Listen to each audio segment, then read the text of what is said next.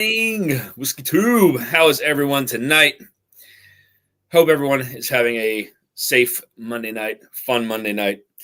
And hope you guys are looking forward to hanging out with me and my special guest here, the jerkiest of them all, the Bourbon Jerk, joining me tonight for The Price is Right.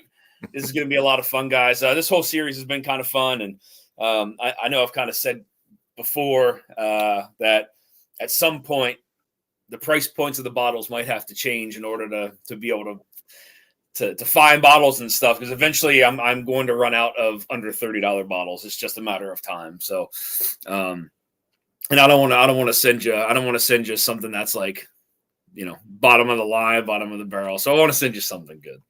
But how you doing, man?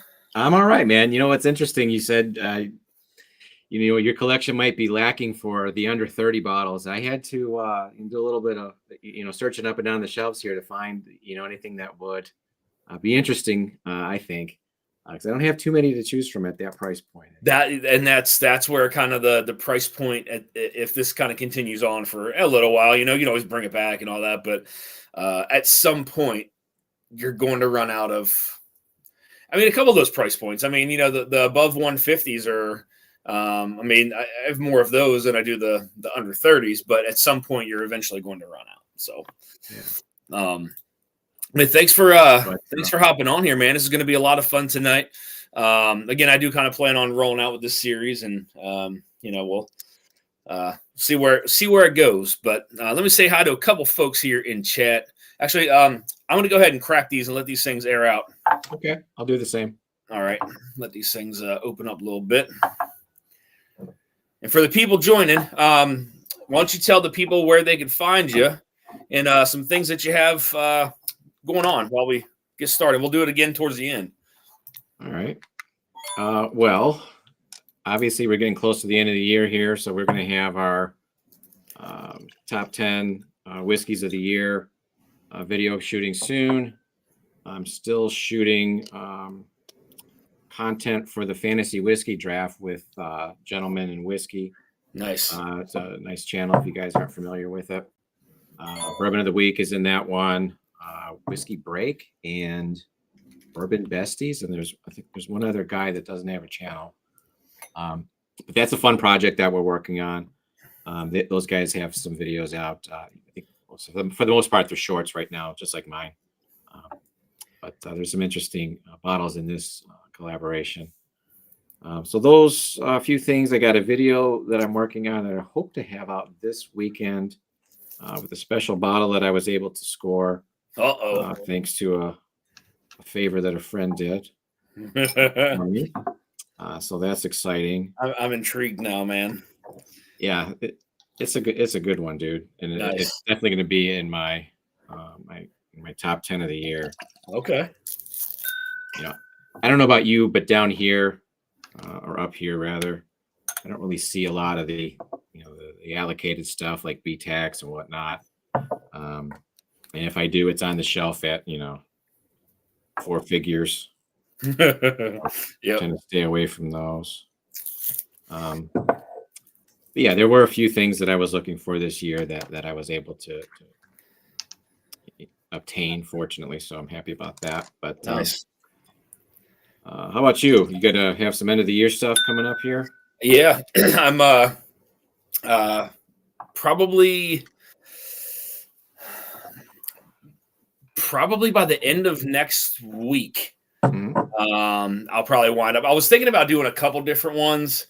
I was really looking at like my top 5 value whiskeys.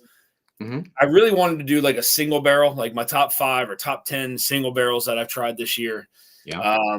So I really try not to incorporate those into my top 10. However, you can always kind of every year you can kind of do your own thing. You know what I mean? Yeah. So, I don't know. And then just the top 10 for the year. So we'll see what happens. Yeah, I was kind of making a list of what I was going to have on there, and I was a little bit over 10. So I was thinking maybe I'll do like a top 5 rye or something and keep it at top 10. Yeah. I don't know. We'll see. Let me say hi to a couple here. I poured some Wild Turkey, the 70th anniversary. pour some of that as a. I'm gonna drink some of that first, and I'll cheers you to that, and then we can let these things sit out, and we can get into that in a minute. EJ is in the house. It says aloha and cheers. Good to see you, buddy. Travis Robeson, cheers, my friend. Top Dog is in the house. What's up, buddy? Randall Erickson, cheers, my buddy. Bourbon of the week. Chris is gonna do the prices right here at some point as well. Fiend. Right? Who's hype? Cheers, man. Good to see you. The Fritz is in the house. What's going on, man? Good to see you. John Cloud, cheers. Good to see you, buddy. Dave Vogel saying cheers. JG, what's up, broski? Good to see you, bud. Tim Cornet's in the house. Slap Shots Roadhouse in the house. Slap Shot. You know what I'm giving away tonight, Slap Shot? I'm giving away some samples, guys. I told you I was going to do a Dusty giveaway sample. The Virginia gentleman did arrive, so we're going to do some samples of that, still cracked with a little red tack strip and peeling foil tape around there. So that one was distilled at A. Smith Bowman Distillery in Virginia. It's 90 proof, and I think it's 5 years. That's a full quart. So yeah, we're going to do some samples of that. And then Bourbon Jerk is going to do a giveaway as well, guys. So every $5 super chat will get you entered in to win some sample giveaways. And I'm going to do this. I'm going to give away a sample of the Found North, the one they haven't named yet. It's still a mystery. I'm going to give a sample of this away. I didn't want to do it because it's that good. I'll do one sample of this, and I'll keep the rest of it, which is probably not going to be much.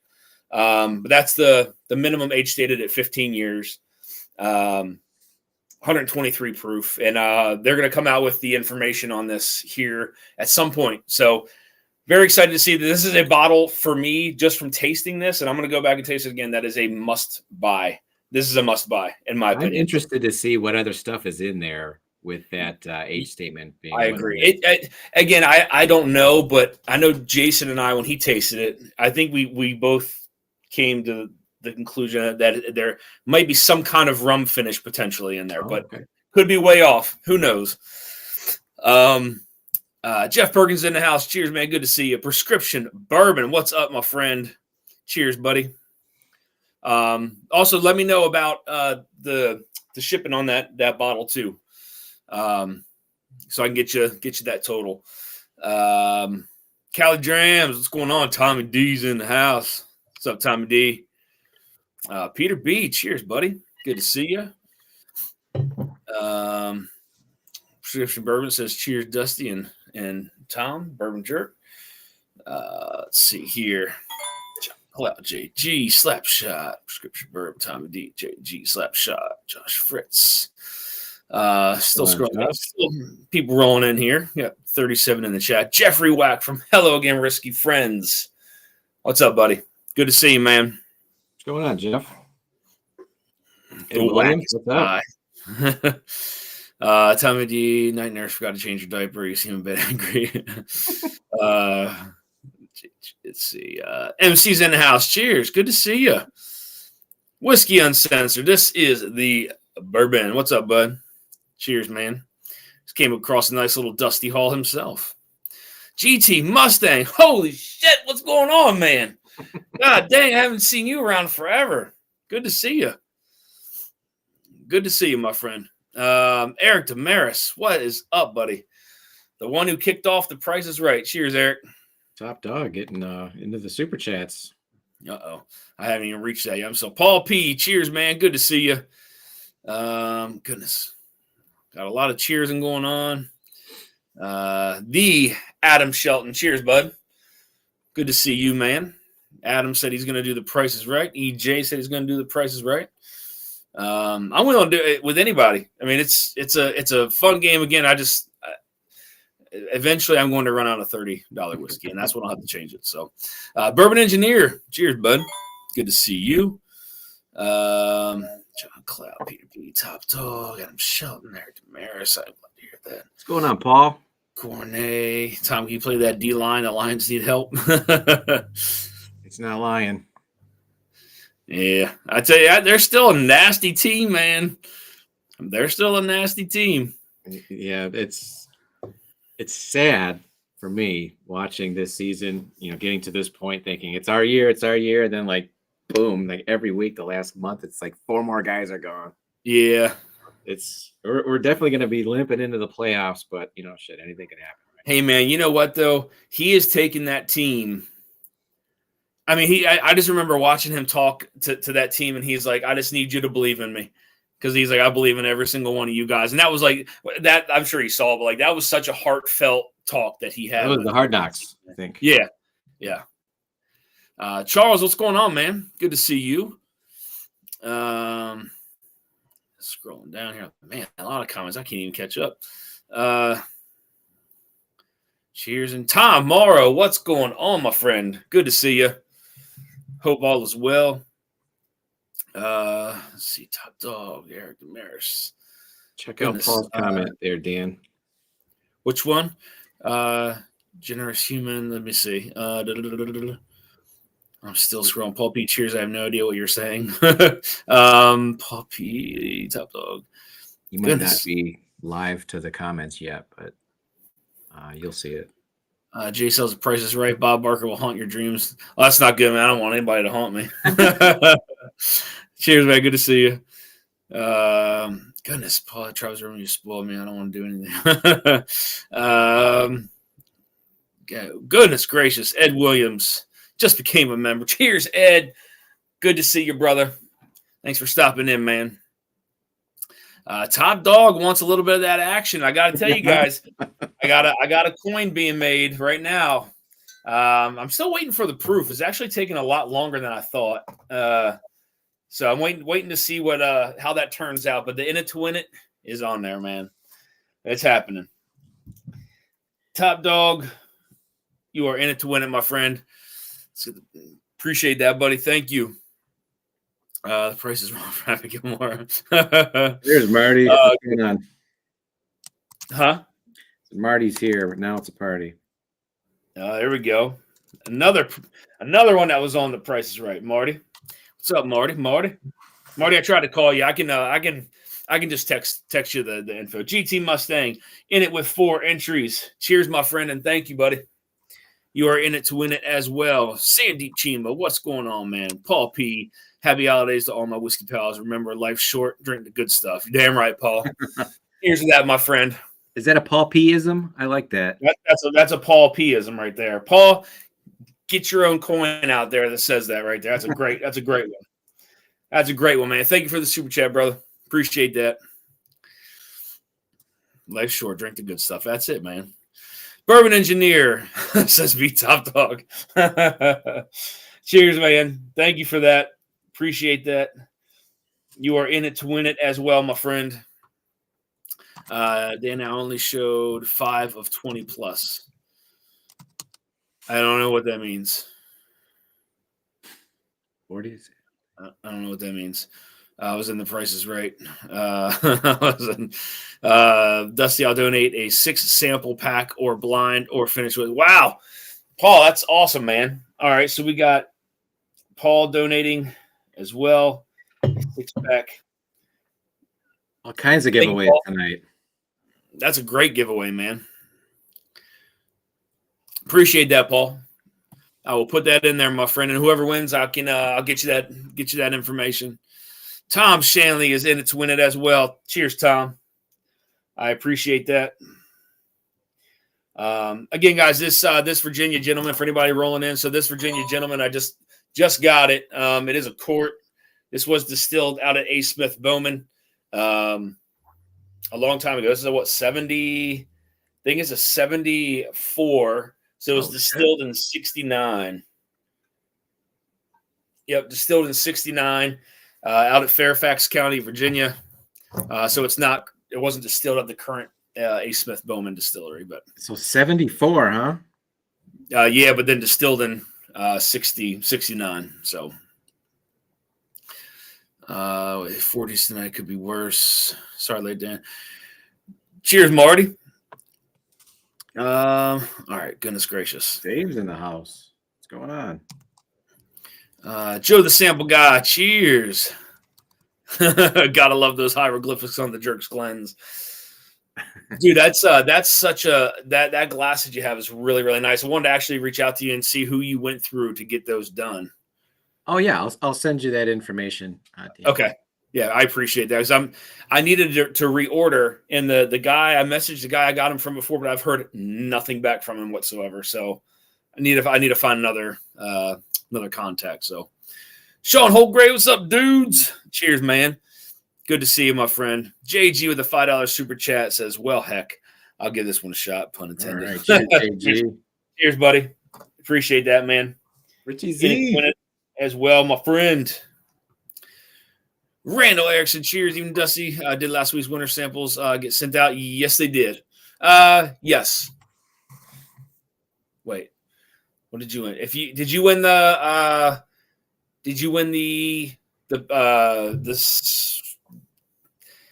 Barrel King? Let me know if you won the Barrel Kings. They're going out tomorrow. Barrel Kings are going out tomorrow. So if you win tonight, I'll just throw whatever in there for that one. So Randall, you are in it to win it, my friend. And Randall, we might have to meet up, man. You're close. You're very close. Cheers, buddy. Thank you for the super chat, man. The Z is in the house. Cheers, dude. Sabordo Dave. Cheers, man. Good to see you. Says hello, the Bourbon Jerk. Dave's a hero. Nice. Whiskey Nose $10 says, "Cheers to this awesome fun concept." Cheers, man. Thank you, Marty. Appreciate that, brother. You are in it to win it as well, my friend. Scroll down. Barrel Key. I got you, Randall. Yep. If like I said, yep, Virginia, you're not too far at all, man. You are not too far at all. All right, we are caught up in the comments. All right, so I got a little bit of this wild turkey in the glass. Tom, thanks for hopping on, brother. I appreciate you. And guys, what's in the glasses tonight? Cheers, y'all.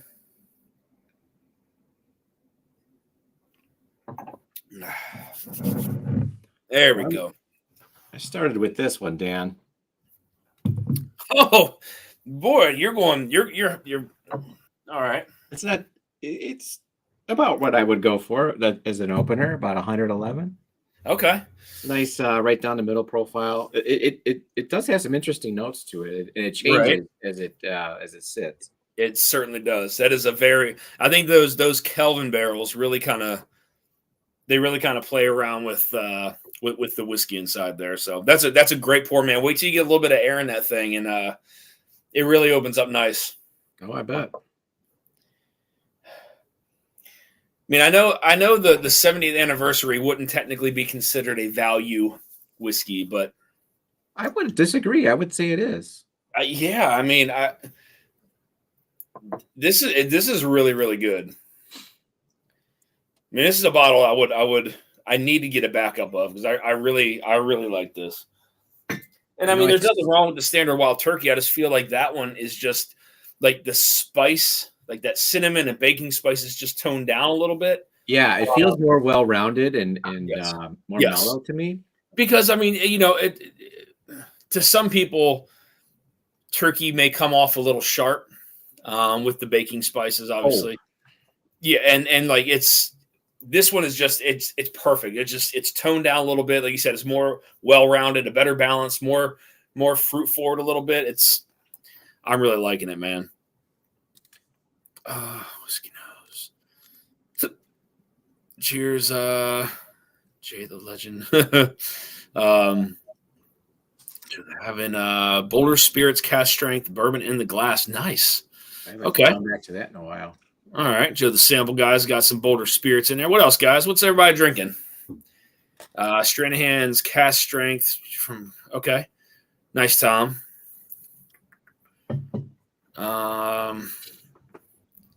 Middle West Pumpernickel Rye cast strength. There you go, Randall. There we go, Randall. That's what I'm talking about. That Pumpernickel Rye is something else, man. Pipe Dream in the glass. Okay, John Claus got some Pipe Dream going on. Pipe Dream is a good one. Whiskey Nose, you like those Soto videos I've been sending? Oh, goodness, John. Sipping on the Wild Turkey 70s, Cali Drams. There we go. That's what I'm talking about. Cooler running. What's going on, man? I haven't seen you forever, too. Good to see you. Charles is drinking that sticky icky. Okay. No, that's one of the better values of the year. Oh my God. Without a doubt, man. Without a doubt. I don't know where you find a bourbon that young that has that kind of flavor to it for that price. Exactly. Those are the two that come to mind to me for values this year at around $50 was that Sticky Icky and 70th. Mm-hmm. Sipping on a freaking stellar 2022 Coy Hill sample. Nice. Oh boy. Hell yeah. I'm going to pour some Wild Turkey and again in the 4 Advent count. Nice top dog. TCT's in the house, 14-year 10 cup. There you go. That's a low proofer, right? If I remember correctly. I think that's around 80 or so. Right? Yeah, very low proof. A good way to. Sean Holgrave with a $5 super chat says, Dusty Whiskey with a Dusty dance. Sounds like I need a duster. Cheers, man. Thank you for the super chat, my friend.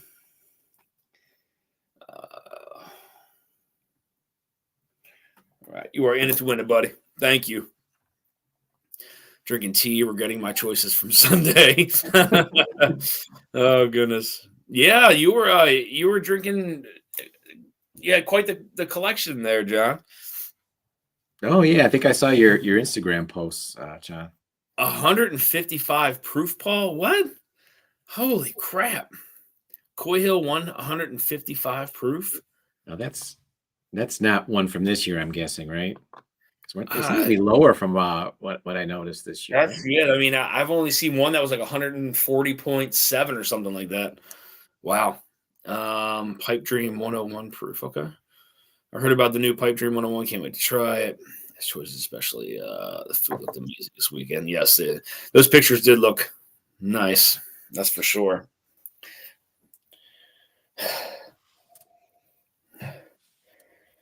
Yeah, I agree with you, Tom. This has got such a nice value to it.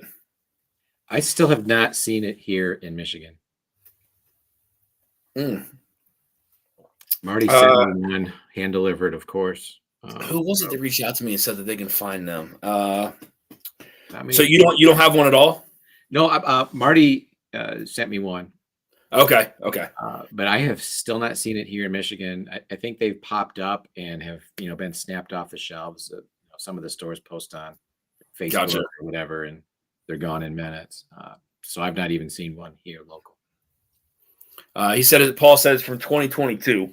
So yeah, sense. I was gonna say I haven't seen anything crazy. Here you go, Vic. I do got your shirt on, man. Got on my big Vic shirt. Coy Hill hurts my insides. Oh, goodness. So John Cloud says he hasn't seen the Wild Turkey 70th either. There was somebody out there that said that they could find it. They were like all over the shelves, and I forget who it was. Damn. I wish I could remember. I don't know who it was, though. All right. All right, buddy. You ready to get into this thing? Ain't nothing to it but to do it, right? That's it. All right, guys. So for anybody just now joining and not sure what we are doing, we send each other 5 blind samples. All of those samples have certain price points from $30 and under, $70 and under, $100 and under, $150 and under, and then $150 and over. And obviously, they're blind. We have no idea which order they're in or what they are. So we had to try to put the whiskey, we had to match the whiskey to that respective price point. So that is what we are doing here. Outside of a couple low proof whiskeys, I think the last two, everyone who was playing was able to pick out what the low proof, what the $30 and under whiskey was. But I have a feeling there's going to be at some point where that's not going to happen. Somebody's going to trick me here. So, all right, let's get into this thing, man. Is there any kind of order you want to start this in, or you want to start from one and go down? No, you pick wherever you want to start. I don't know that it really matters.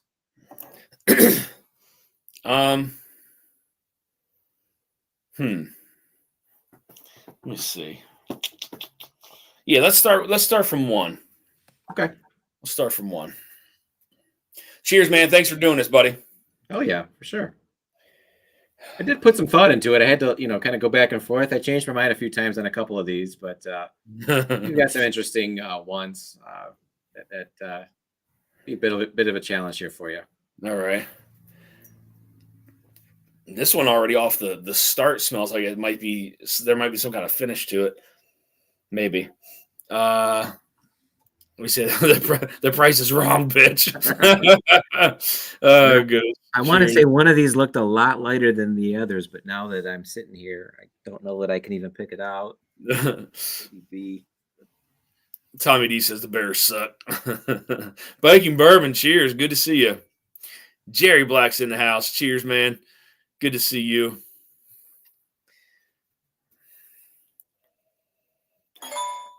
I like the nose on this, though. Yeah, this one seems kind of like right down the middle. If there's a finish, I'm not picking up on it. Turn my damn notifications off. Good God. I feel like this has a good proof on it.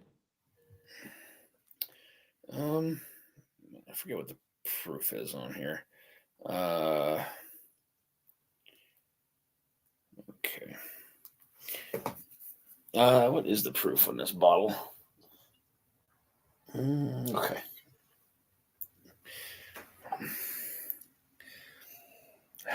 You sip it already? Yeah, I just took a first sip. Okay. Yeah, it's got some heat on the back end. Nice spice kick. Yeah, I mean, that might be a little proofier than I thought.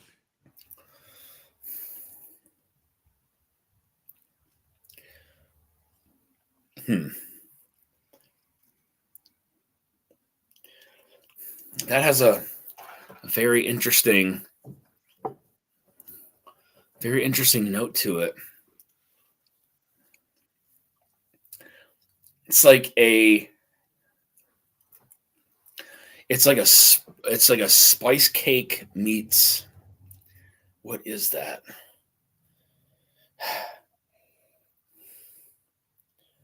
There's a weird citrus note on this that I like. I love citrusy stuff, but it's a funky kind of citrus to it. It reminds you of any like certain profiles of brands or distilleries or anything like that? Not yet.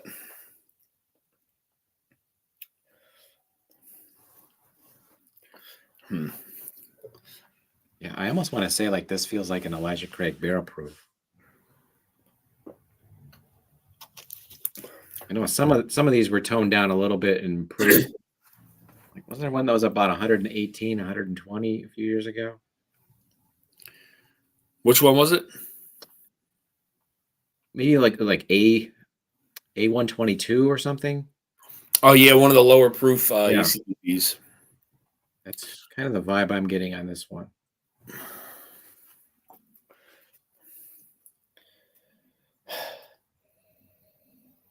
This has it, and like on the nose, there's a lot of there's some cinnamon red hots in there,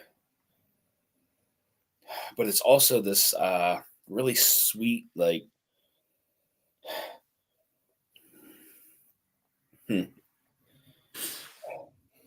is that, man?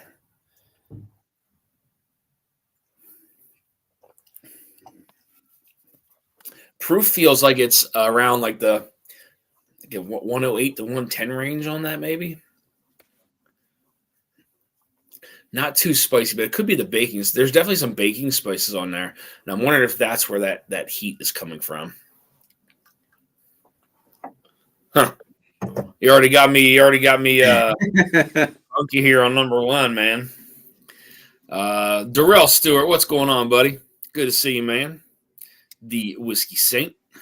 All right, so remind me again on the formatting. Do we circle back and then make our guess, or do we? Yeah, we can go all the way down. We can go all the way back, and then we can kind of just start picking some things apart. Okay. Yep.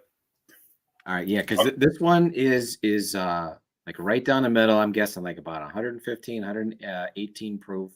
Feels like an Elijah Craig barrel proof to me. It's got like those buttered caramel notes, a little vanilla in there, oak.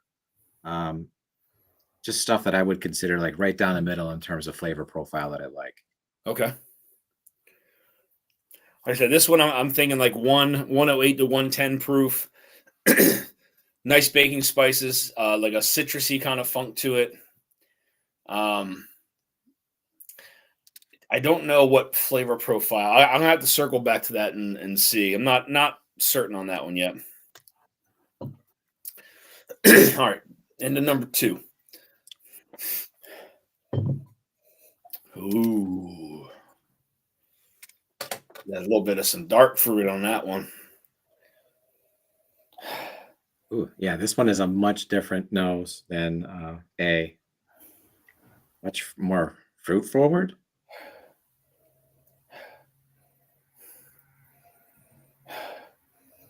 This has a lot of nice dark fruits to it.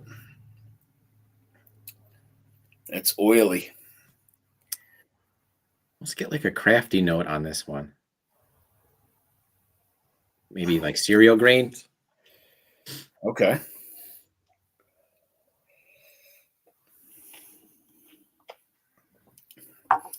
Just a teeny bit. Woo!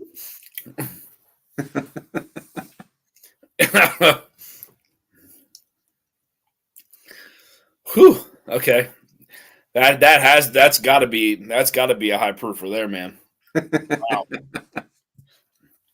That has a very interesting note to it. There's a maltiness to that or something. What is that?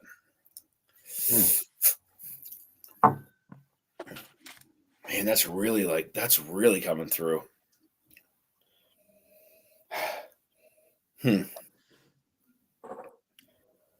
All right, so this one on the palate for me was kind of like one note,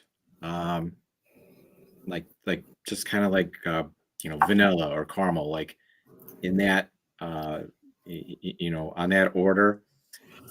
It comes off lower proof. Like I would definitely say sub 100, maybe even closer to like 90. Okay. And I think this one was the one that seemed a little bit lighter in color. So my head's going towards this might be that entry level one. Where was that question? Dan, what are the starlights on the table? So I have 2 of them. They're from Barrels for Hope, which is our charity organization. This one's a double oak. Double oak finished in French oak. That's this one, 111.8 proof. And the other one, which is actually darker than the double oak, is their 4-year 119.5. Just their straight bourbon. I mean, that's dark stuff. Like for 4 years, that's how dark their shit is. It's insane. And like I said, that's from Barrels for Hope. So that's a charity organization. Jerry the Hitman. Is Barrels for Hope at max membership right now? I'm not 100% sure. There might be some in the $5 tier open. But the full tier, I'm not 100% sure if it's at capacity right now. I know there was I thought there was 2 openings last week, but I'm not sure if they got filled or not. Gotcha. I just got that Knob Creek pick. I haven't opened it yet. Oh, from Barrels for Hope? Yeah. Oh man. That's good. That is like a cherry cola.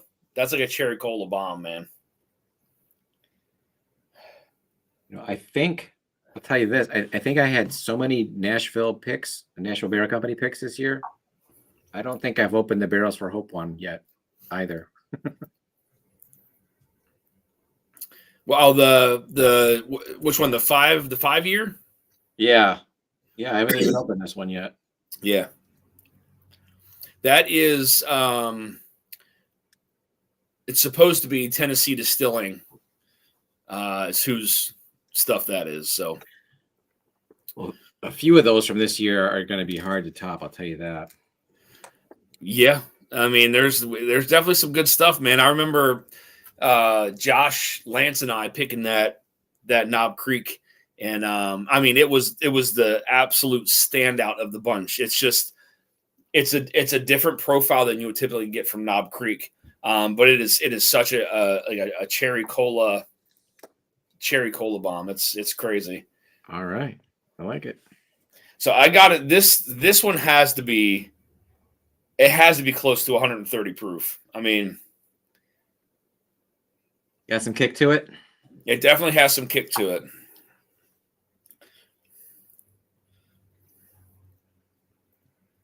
But there's something that I don't know what that is, but that I do take. Like I get some of the I don't know, maybe the maltiness from that. There's these like subtle kind of chocolate notes that are kind of pulling through, but it's spicy too. There's like some nutmeg, some allspice going on the back of the palate. This is very much like centered around the back palate and into the finish on this one. Okay. I do like it though. I don't know what that flavor profile is. Throw me through a loop here, man. It's tricky. All right. Going to glass number 3. What the fuck? That's a great nose, man. This almost smells like a Nashville something. It's the power of suggestion. It's in your head now. Oh man, that almost smells like the friggin' Sonic Boom. I don't think that's that dart. All right, trying to get my bearings here on C.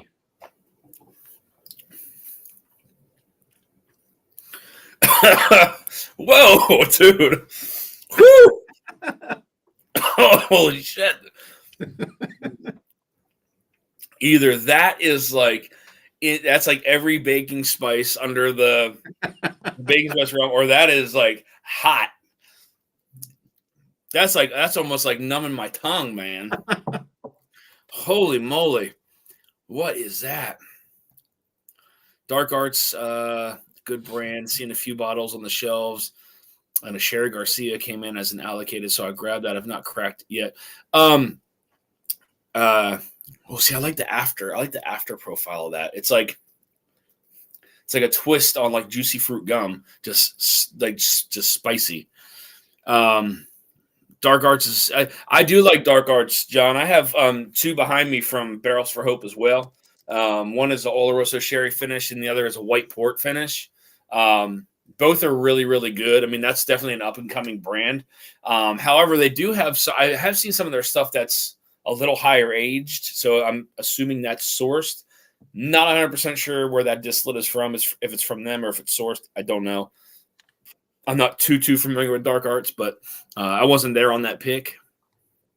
But they do put out some pretty good stuff. Yeah, that sherry finished Dark Arts from that group was really good. The Oloroso, yeah, that was really good. I think that was and that may have been Lance's whiskey of the year. Wait a minute, I think wasn't Lance the one who was all like team white port? I thought he was white port at first.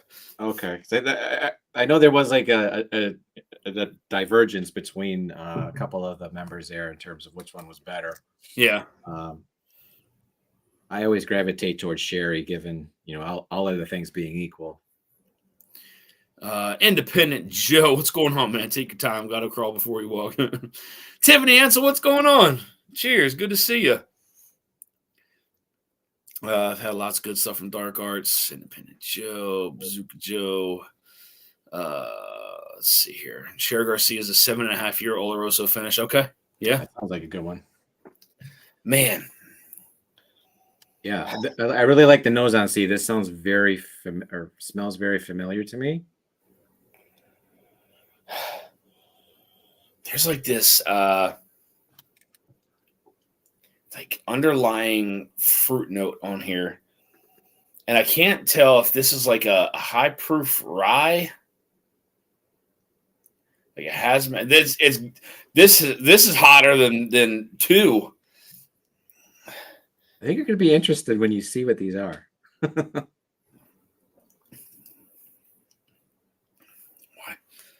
Why is that drinking so hot? It didn't drink as hot on that second sip as the first sip. All right. Now, I'm terrible at guessing age, Dan, but to me, this one comes off as something that's got a high age. It seems really refined, and it's got some dusty notes to it.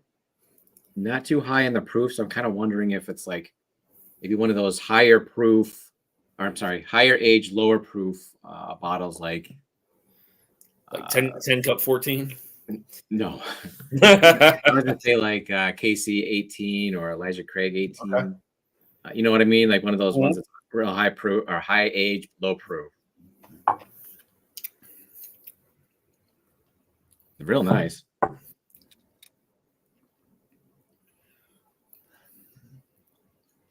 So my notes are age up, proof down, arrow. Man, that has some crazy spiciness to it.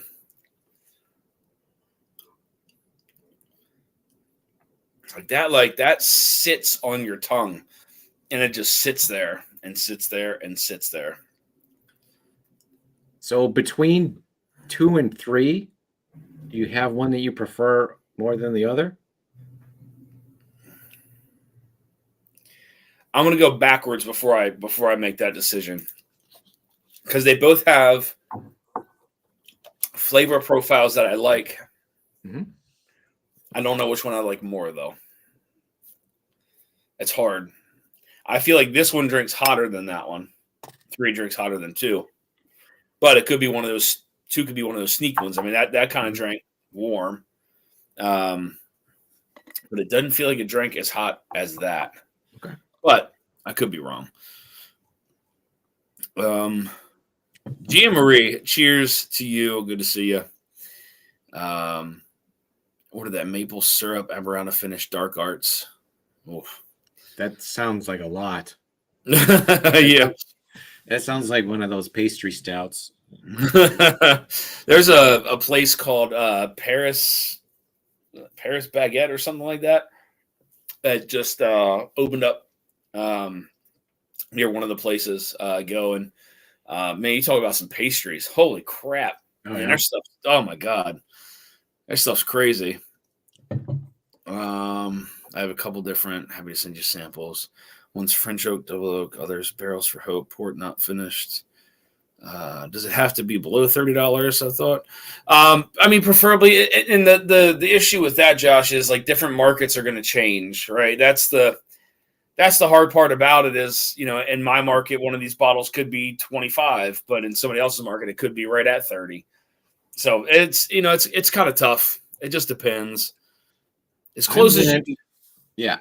On yours, Dan, I went with what I paid, and none of them were secondary or anything. Okay. All right. I'm going to move on to D now. I like the color on this one. Nice dark copper color. Ooh. Some toffee, a little bit of butterscotch on there. Some like chewy caramel.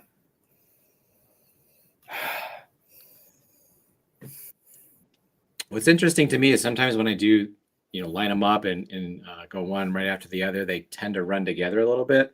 These all do seem like very distinct and different profiles. Yeah, I tried to give you a nice little mix.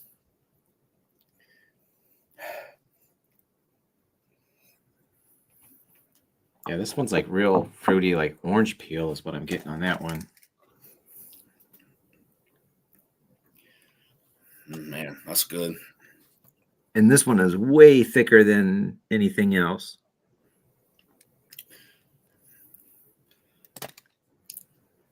Wow. This one's really good. I like the mid palate and finish on this one a lot. Very sweet up front. Like chocolate covered, like dark raisins. A little bit of some bittered from some like dark chocolate.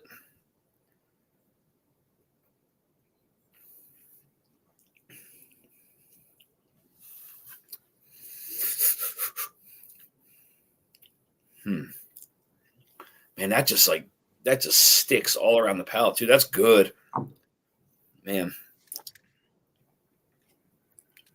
Yeah, for D on my end, I'm getting all citrus, like maybe honeycomb, maybe like mead. It's so thick. I mean, I'm just kind of looking at the legs on it.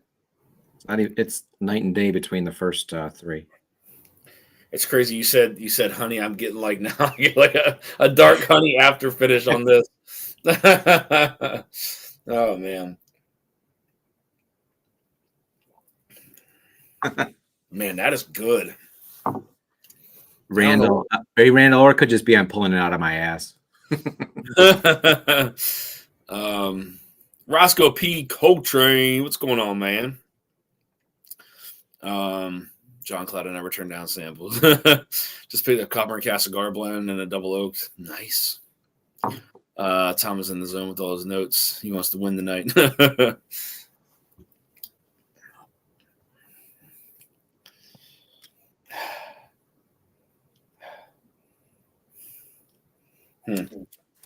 I think some of my guesses are coming together. As wrong as they might be, I'm kind of in my head. I've got them down. All right. Let me move on. Man, the oiliness on D is crazy. It's like stuck to the glass. It's not even dripping down. It's just stuck. All right. Thick with a couple of C's. Yeah. Whoa. What in the world is that? That's very different. That's very different.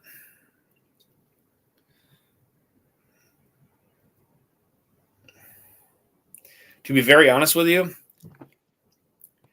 I don't even know which one would be under $30 at this point.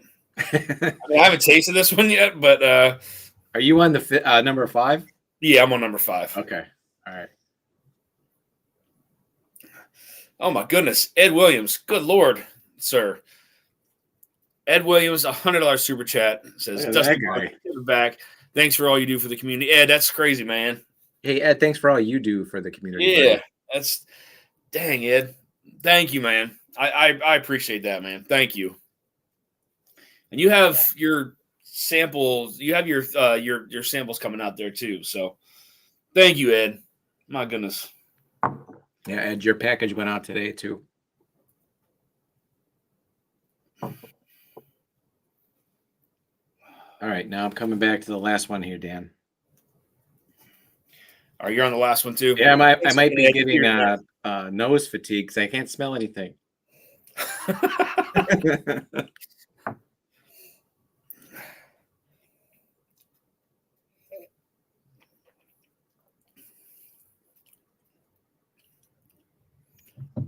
Wow. So I didn't know what to expect from the nose, but that's pretty good. I don't know what that's again. That's more a little bit on the darker side. It has these darker kind of notes to it. Confectionery, sugar, like maybe a little bit of some.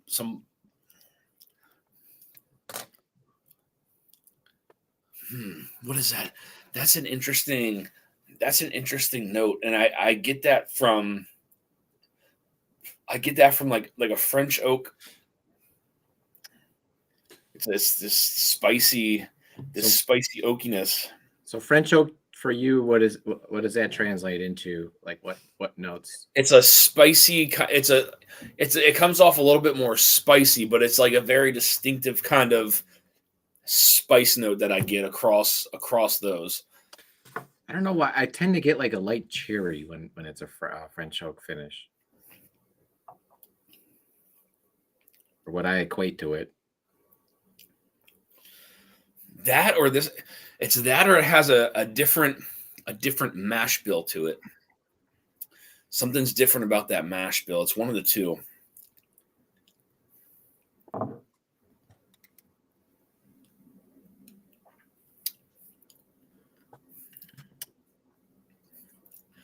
I don't know if that's like, God, this one is just, I can't figure this one out. I don't know if this is like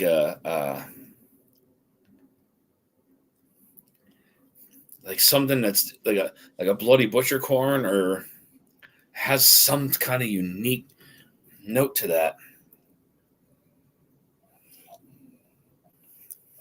Yeah, I'm drawing a complete blank with the nose on this one. But it Either doesn't it's have really faint or I'm just color. missing it.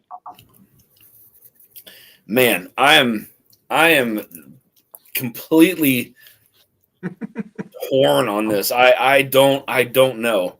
I can't even find the $30 whiskey on this one. I have an idea what the above 150 one might be, Okay. but I got to circle back. I got to go backwards now. Yeah, he's hit me just like a real basic sipper. 100 proof, nothing crazy going on. I'm not detecting a finish, real faint nose. And so I had already in my head picked out which one I thought was the $30. So I'm wondering if this might be the $30 because how uncomplicated it's coming off to me right now. And do you think it's because of the order that it's in, or are you going to that very well could be. This Charles could with be a $5 super chat. Cheers, man. Thank you, buddy. I appreciate that. You are in it to win it as well, my friend. Josh says, Bourbon Jerk, have you tried the Angels Envy Michigan pick? You know what? I did a store pick this past summer. I didn't do the store pick. I picked one up, and it sucks. I'm not an Angels Envy fan, and it sounds like you're not either. And I don't know why I grabbed it because this store does pretty good picks. So I figured, what the heck? And you know what? Shame on me. It didn't do anything to change my mind about Angels Envy. I just don't like their stuff. Whiskey Habit. Cheers, man. So good to see you. So Josh, I don't think I'm giving you mixed signals on that one. I think it's I think you see where I'm going. Okay. Everything always changes when I go backwards. Yeah, Dan, at the beginning of the year, I did one of those videos about the brands I won't buy. And then Angels Envy was one of those brands. And I broke my own. I disregarded my own advice, and I was sorry.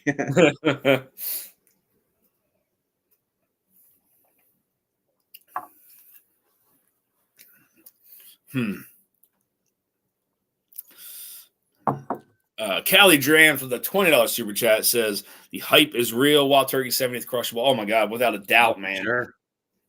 That bottle is so good. It is crushable. And until I get a backup, I'm not going to crush it.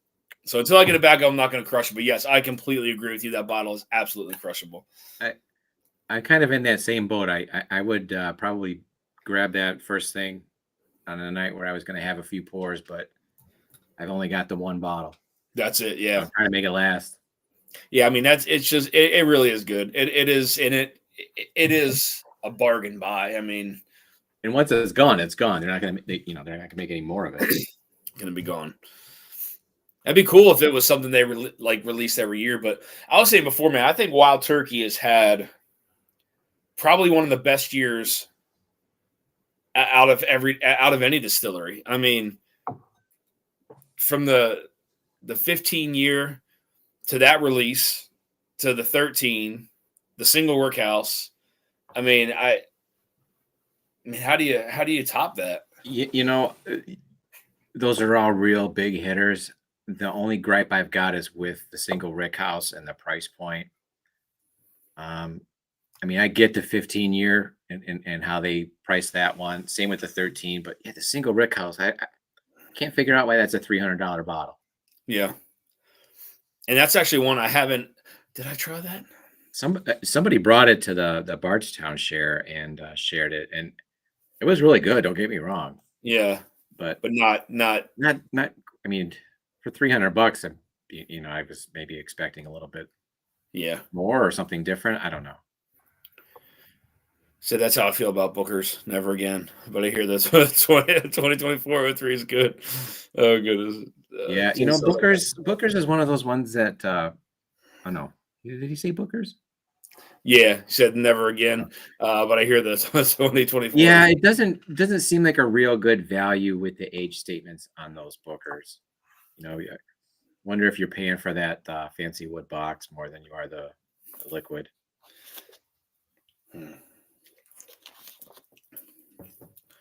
Man, this is tough, man. I'll tell you what, Charles.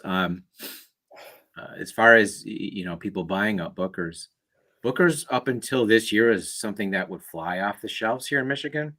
But what I'm seeing recently is stockpiles. Like people aren't buying it as much, and I don't know if that's because the glut of other brands on the shelves, or people just aren't willing to pay that price point. And it's usually about $10 to $20 over MSRP here too. But they are starting to sit, and I don't. Maybe Josh can chime in.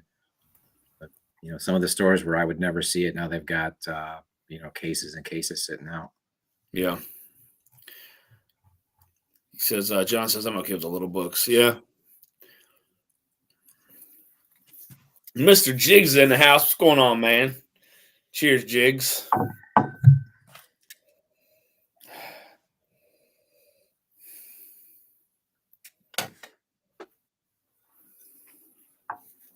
Josh says maybe they put out more Bookers than before also. Well, I guess that could explain it too. Well, I love the nose on B. This is like vanilla frosting. So you're going backwards now? I went back to A, and now I'm back on B. Okay. Yeah. I love the nose, but I think this one is real low proof.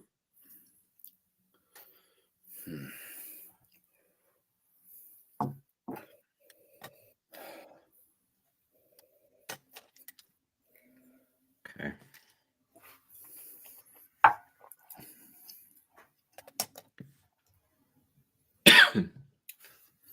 Wait till you nose that D.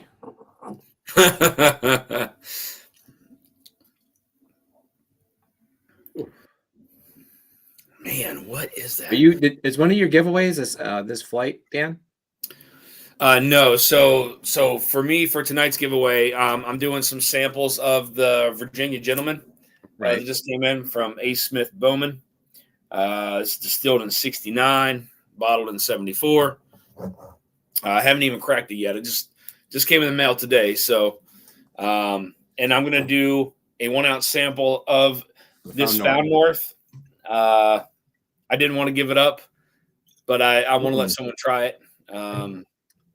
So, going to give away a sample of that as well. Or two. I don't know. That's real generous because these samples, I think that's like 3 ounces. Yeah, that's basically all it is. I mean, I probably maybe drank an ounce from that. So there's probably 2 left. I could just give away both and hope that I get a bottle. And then I know Paul P has a 6-pack sample as a giveaway. And I just saw Dusty, I'll throw in a 5 2-ounce sample pack. Russell's Reserve 15, Stag 23B, 2003 Wild Turkey Dusty, Found North 19. Oh my goodness! All right, hold on a minute. I'm getting in. Randall, woo! There we go, man. That's a sample pack, buddy. Man, Randall, that's amazing. Thank you for that. That is awesome. That is awesome. That's an amazing flight right there. 5 2-ounce samples, guys, of Russell's Reserve 15, Stag 23B, 2003 Wild Turkey Dusty, a Found North 19, and Knob Creek 18. That's amazing. Kidding me? That's man, awesome. Thank you for that. That's awesome, man. Prescription Bourbon with the $20 super chat says, in it to win it. Yes, sir, you are. says 2 for me and 2 for Slapshot. You got it, buddy.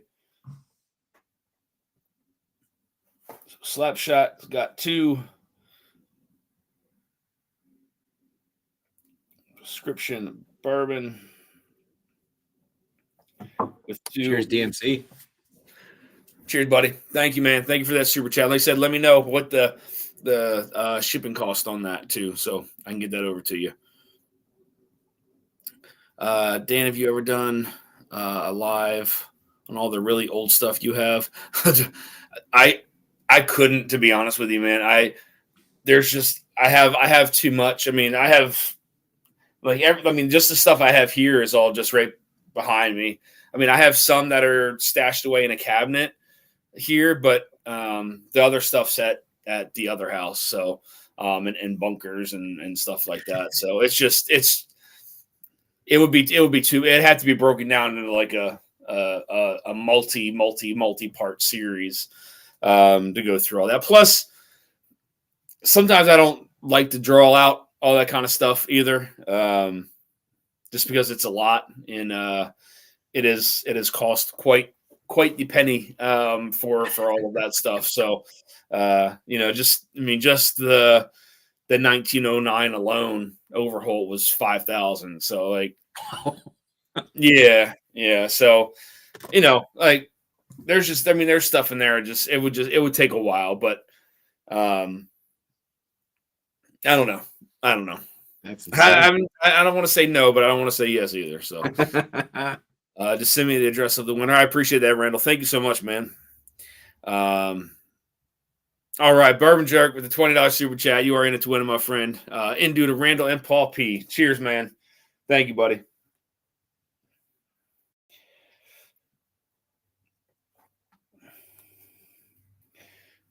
All right, in it to win, my friend. EJ says Randall's giving away the flight I sent you for The Price is Right.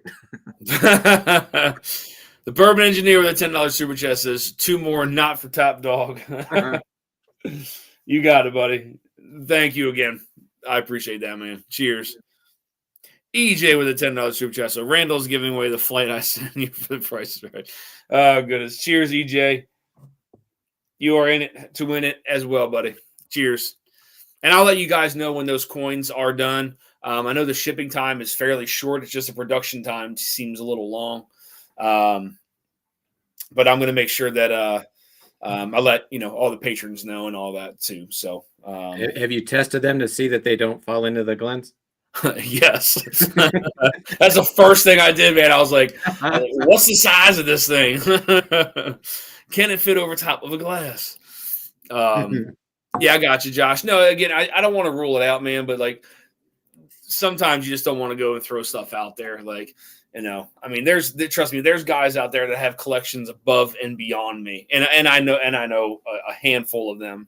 But some of that stuff, like I said, it's just, I don't get nervous, but like, I definitely have some pretty wild stuff. I mean, I've been collecting the dusty stuff now for probably 5 years. I mean, ever since I really kind of started getting into this, but within that 5 years, I've accumulated a lot. I mean, I don't know how many. I mean, I probably have like 80 to 100 decanters, like just decanters alone. But I mean, some of the stuff I have here is, like, got the old Quaker, the Old Crow Chessman, some other Old Crow, some Tom Hanna, J.W. Dant, Turkey, Old Charter, the old Al Young Four Roses that doesn't have a sticker on it, Old Cream of Kentucky. I mean, there's a lot of old stuff just right there.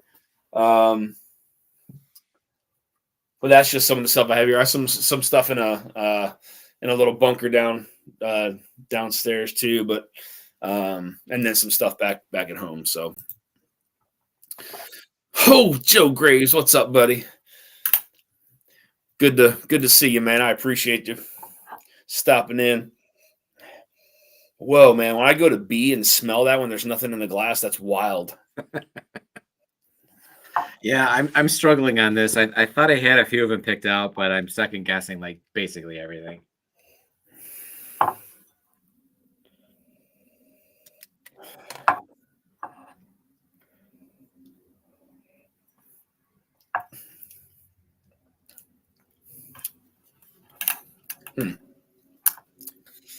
So would you say in a given year, like say this year, Dan, the bottles that you bought, how many of them would you say are Dusties versus just like regular, releases and whatnot? I mean, I probably have, like, outside of decanters. Like I said, I have like 80. I haven't like physically counted them, but I know it's probably somewhere between 80 to 100. But Dusty bottles, I probably have.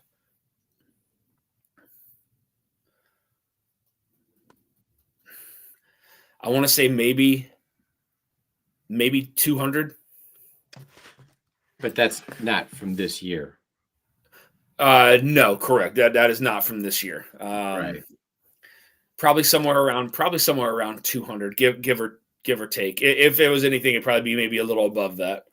Right. What I'm trying to guess is it, like in this year, would you say you bought the same amount of? Oh man, I mean, so here's the thing: is like I usually keep a chunk of change off to the side, and like go to estate sales or find some stuff on secondary or find some stuff at an auction or some of our private groups. So like what I've purchased is way more than that, but what I've kept from some of that is not as much. So like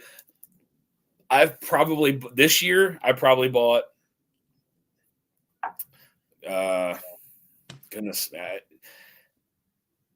I mean maybe 400, something like that total. Oh wow. I mean, throughout the year, but then again, I sell some of that stuff either on secondary or locally private to get some of that money back. But then if there's something in there that I want to keep, then I'll keep it, you know what I mean? And just try to build that money back up basically. So, all right. So you do kind of fund your habit a little bit. Yeah. Yeah. Because there's some stuff that, and like estate sales and stuff like that people don't know what they have, you know what I mean? And, I'm always pretty fair with it. I mean, I'm not going to obviously overpay for something, but yeah, I mean, you'd be very surprised at what you find at estate sales. They still happen. They're not as often, but they still happen. And, I'm part of a couple of private groups that do that stuff too, buy and sell stuff. And, so yeah, I mean, that's probably what I've purchased this year. Gotcha. Okay. But yeah, I mean, I have a good chunk. I mean, and some of them are pretty old. I'd actually probably push it to like maybe 230, 220, 230, something like that, maybe somewhere around there.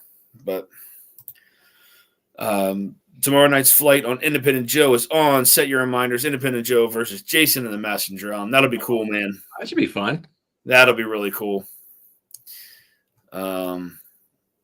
Awesome history.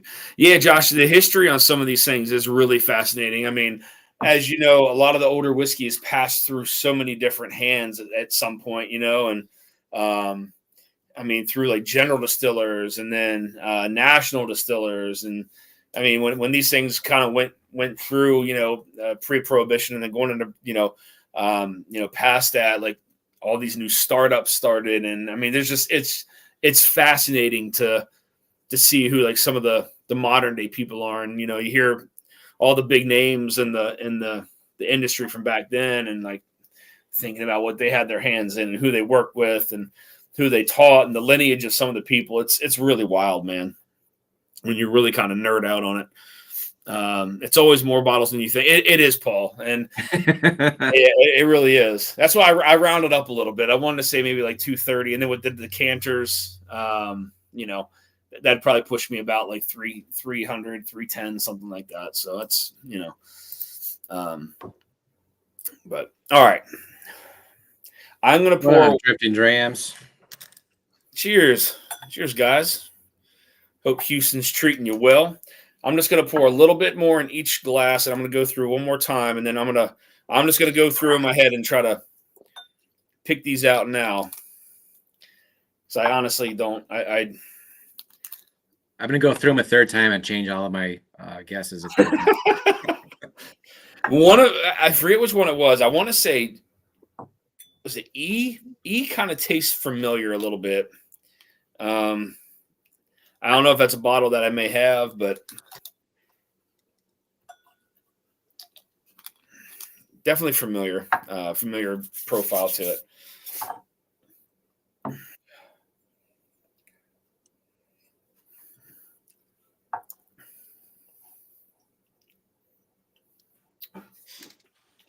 Huh.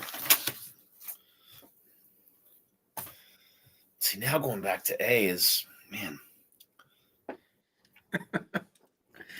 You'd think at least one of these we can get without stressing. Yeah, I'm sure we'll get one. Maybe that's what Marty said. He's like I'm not after even one, sure I'll he's get like, one. it's a shot in the dark, man.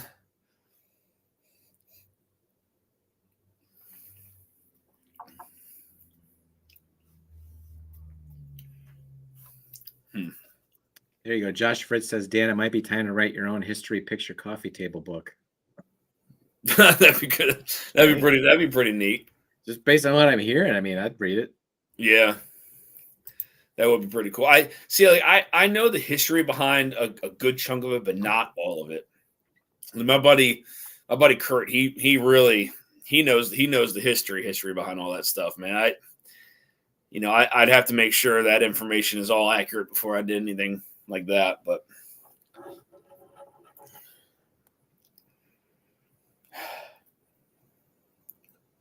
man, some of these are changing too. Yep. That's why man, what is that? It's like a spicy, juicy fruit. That's interesting.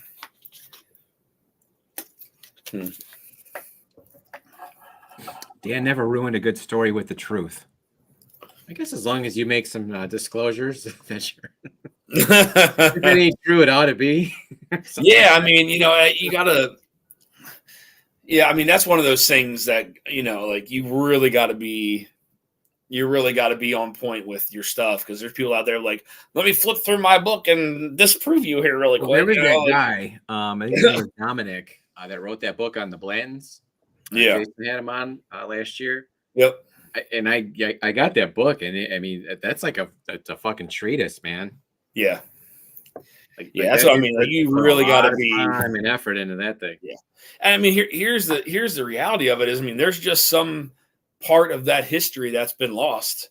Sure. Right. I'm not saying it's lost forever, but I mean, there's still gaps in certain stories, like people trying to figure out like when a bottling was, like, because it could have been between hands at that point, and it's like trying to figure out like, well, whose was it? Like whose distillate was it? And so there's definitely some gaps that might get in the way of some of that stuff, but it's not like any of those people are around to talk about it either, so. Oh, hey, there's that. Josh says Dom's book was awesome. Yeah, I agree. And it was more than just the treatise on Blanton's. There was a lot of other stuff like the whole industry that was kind of, wrapped around that the whole Blanton's theme. And I agree. It was a really great read. Forget the name of it. Warehouse H sounds right. Warehouse H. I think that sounds. Mason from Bourbon Lore did some from his collection. Just ordered it. Nice. Yeah, I think I remember seeing that. Okay, I'm gonna go out. Okay, B, C, D, E, B. Okay.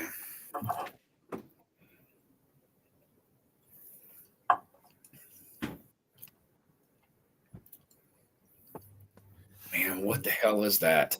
Some of these taste really familiar, man. I'm going to tell you that at least 2, maybe 3 are going to be real familiar to you. The other 2, probably not so much.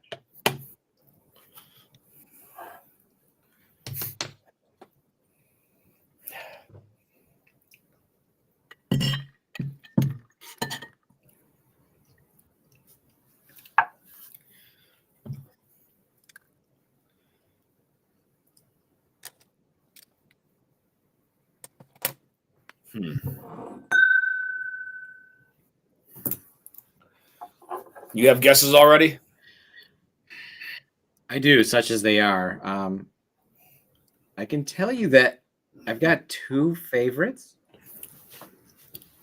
And yeah, I've got my guesses written down. I'm not real confident in any of them, Dan.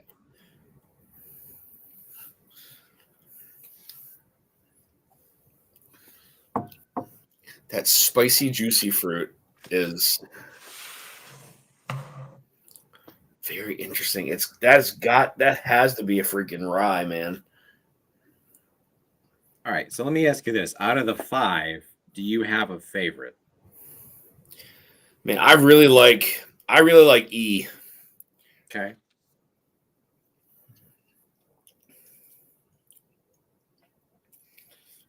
So like right now, some of these are starting to kind of run together a little bit. Yeah.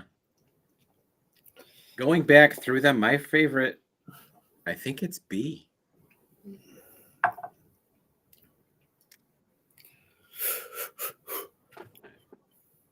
I wrote best nose, and every time I went through it, it was definitely that. It might be lower on the proof, but I think it's a high age, low proof bourbon, lower proof.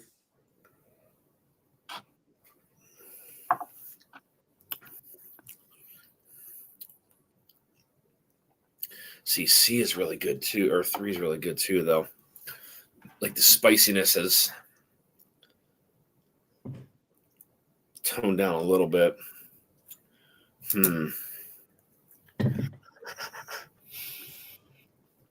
Okay.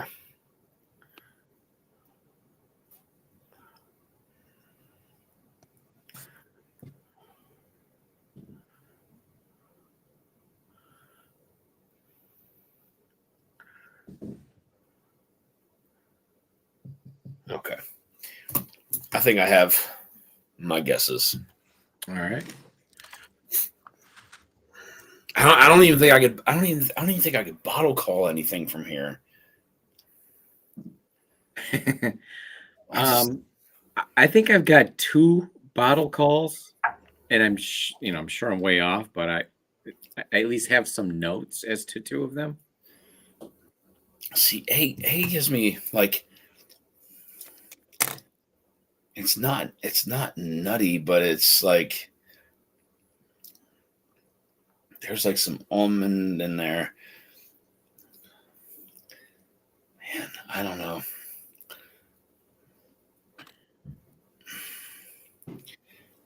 Is that JTS Brown profile? I don't know.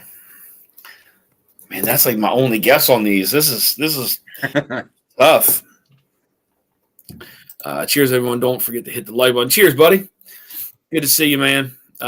Mark, I do have a blind flight I got to send out to you, to you and Vic, actually. And maybe I can have you guys on the channel and do the blind flight. All right. Guess the laser code. All right, man. What do you so do you have your order all set? Yeah, I do. Okay. So then we can go from what we think is, what bottle we think is under 30 to Okay. And then so on and so on and so on. All right. You want me to go first or you want to go? You're the host. You tell me. All right, I will go first. I'm going to say the bottle that was under 30 is A. And I didn't think that when I first started, but it was when I went back to it. Okay.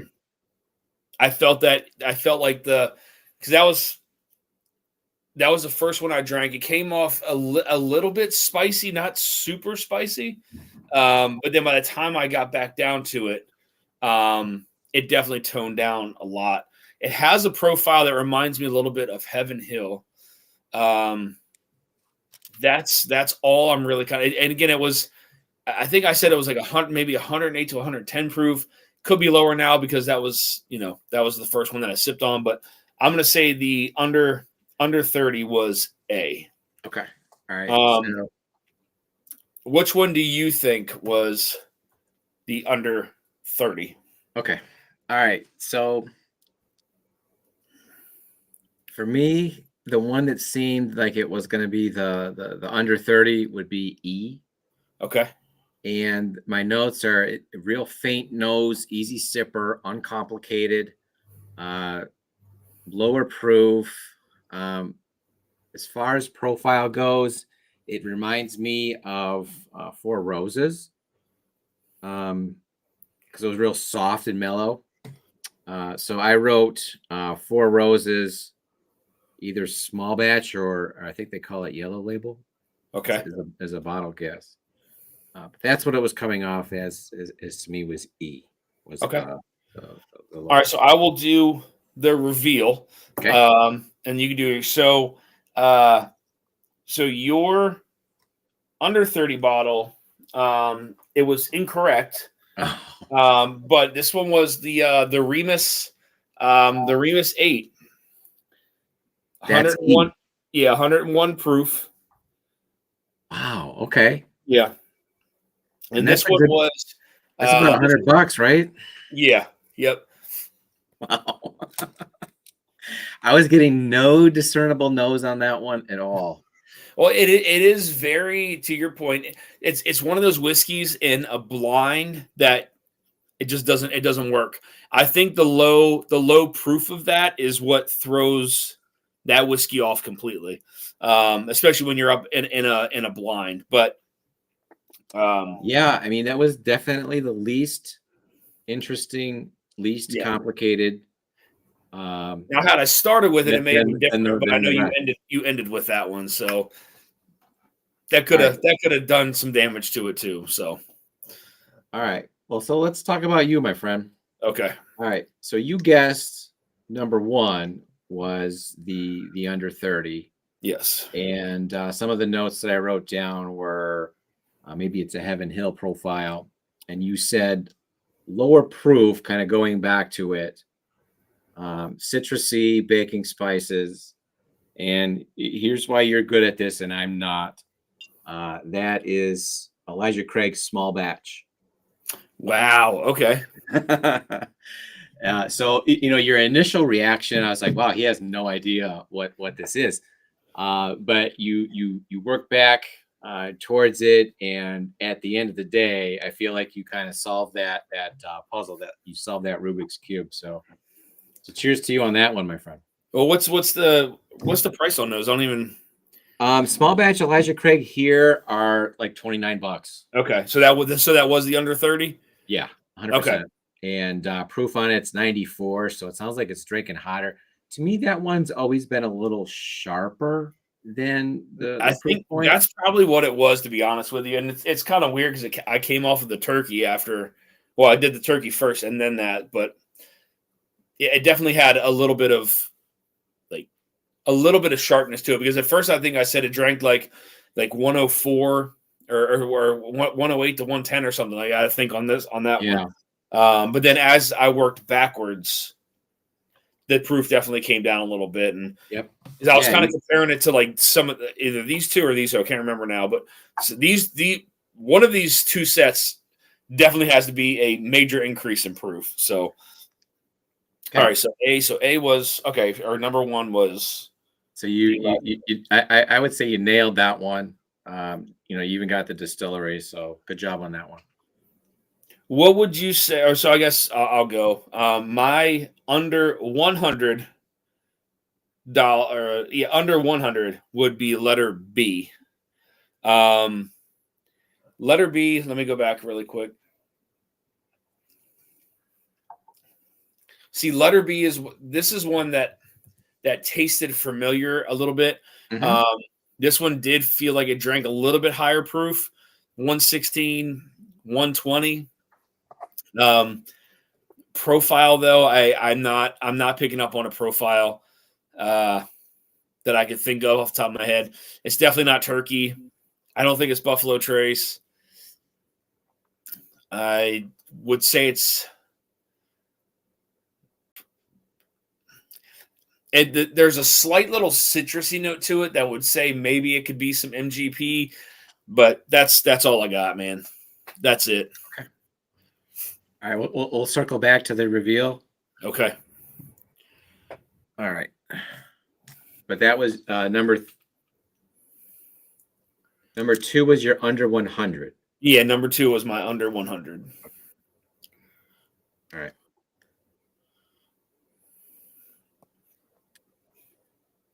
All right, so my under 100. This isn't the under 70. Well, no, this would be whatever your glass number 2, whatever you guessed for your glass number 2.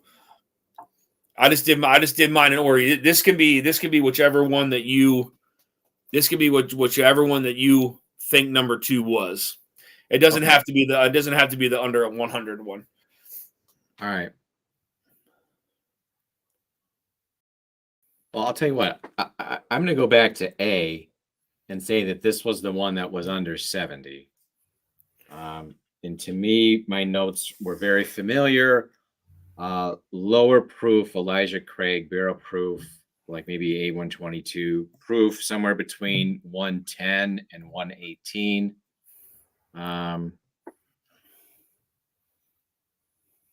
Yeah, familiar profile. I'm trying to read some of my notes, and this is why I draw instead of write sometimes. So my gets so sloppy. But that one was the one that I had circled for under 70 was A. Okay, so that is correct. This is actually the Dancing Goat 8-year American corn whiskey. Is that the Mash and Journey pick? Yeah. Yep. Got that bottle, the Spaniard, right? Yeah, this is the Spaniard. It doesn't have the label on the back, but yes, same bottle, and it's 118.8 proof. Okay.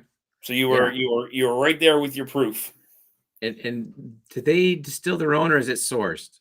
It's sourced, right? I am not actually sure about that. I want to say this might be their own stuff. That's corn whiskey. Says produced and bottled by Dancing Goat. Okay. So it could be their own stuff, maybe. I can't remember, but I remember liking that one a good bit, and I know my buddy went through at least 2 bottles of that, so I know he liked it as well. Yeah, that's a good one.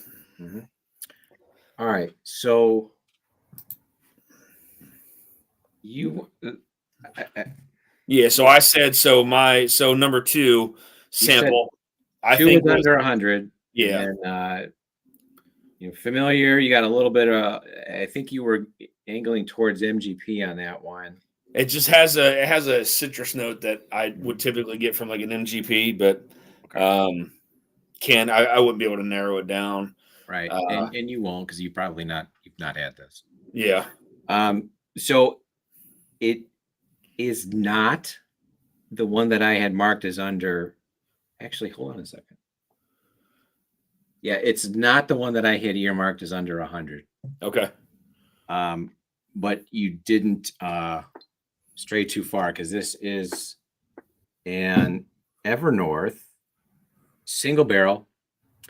It is 9-year MGP, and it was rebarreled in a Calvin barrel, as I understand it. So 9-year MGP rebarreled in a Calvin cooperage barrel. This was one of the local store picks that they did here, and I think it was like $69. Okay, so that was the under 70. So I'll tell you what. So for under $70, it's a hell of a bottle. Yes, I would agree. You said the proof was punching you real high. This was about 115. 115. Okay. Okay. Great bottle. All right. So that was 2. All right. So number 1 was under 30. That was correct. My number 2 was under 100. That was incorrect. Okay. So my letter C, or I'm sorry, my number 3, I guessed was under 150. This is the one where I felt like it was like a spicy kind of juicy fruit. My notes from your reaction was hot with 2 exclamation points. yeah. It definitely drank. It definitely drank hot. I thought it tasted like a rye, but going back, it tasted like it was almost like a boo rye. Okay. But again, spicy, maybe around that 130 range. Yeah, that's what I got. So Okay. that was the under 150. Okay. All right, let me do B on yours. For that one, I wrote under 150. Best nose, my favorite, fruity, low proof, tons of vanilla, lighter finish, but to me it felt aged. Okay. And that was letter B. Yeah. So I Okay. went under 150 for B. Okay. So I'll do the reveal on yours first. So this is going to surprise you. All right. So letter B was actually Evan Williams Bottled and Bond. Oh my goodness. Evan Williams Bottled and Bond, which is great in a blind, by the way. I've Yeah. never had that. Oh, you haven't had that one? No. Okay. Yeah. Yeah. You were started smelling it. And you were like, man, this is it's because at one point you're like, it's got like a single note to it, and I was like, Yeah. I think he's nailed this one already.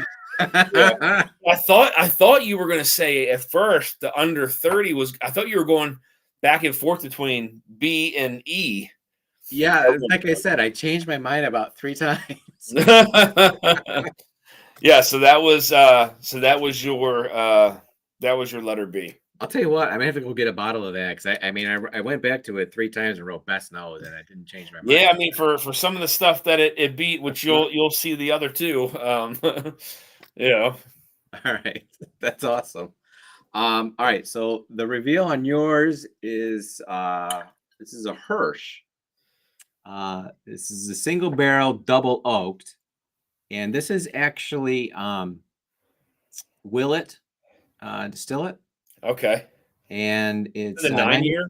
95% 8-year-old, 5% 3-year-old. But there is some rye to it. The younger bourbon has 18%. The older has 13%.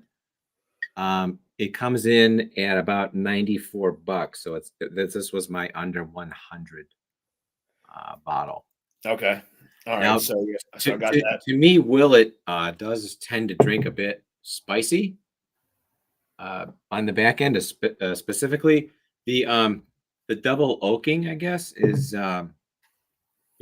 does give it some complexity. I think you hit your initial notes, or my notes from your reaction was multifaceted, chocolate, spicy. Yeah. So you definitely hit some of the profile there. Interesting. Okay. Have you ever had one of these? I think I've tried one at a meetup, but that's it.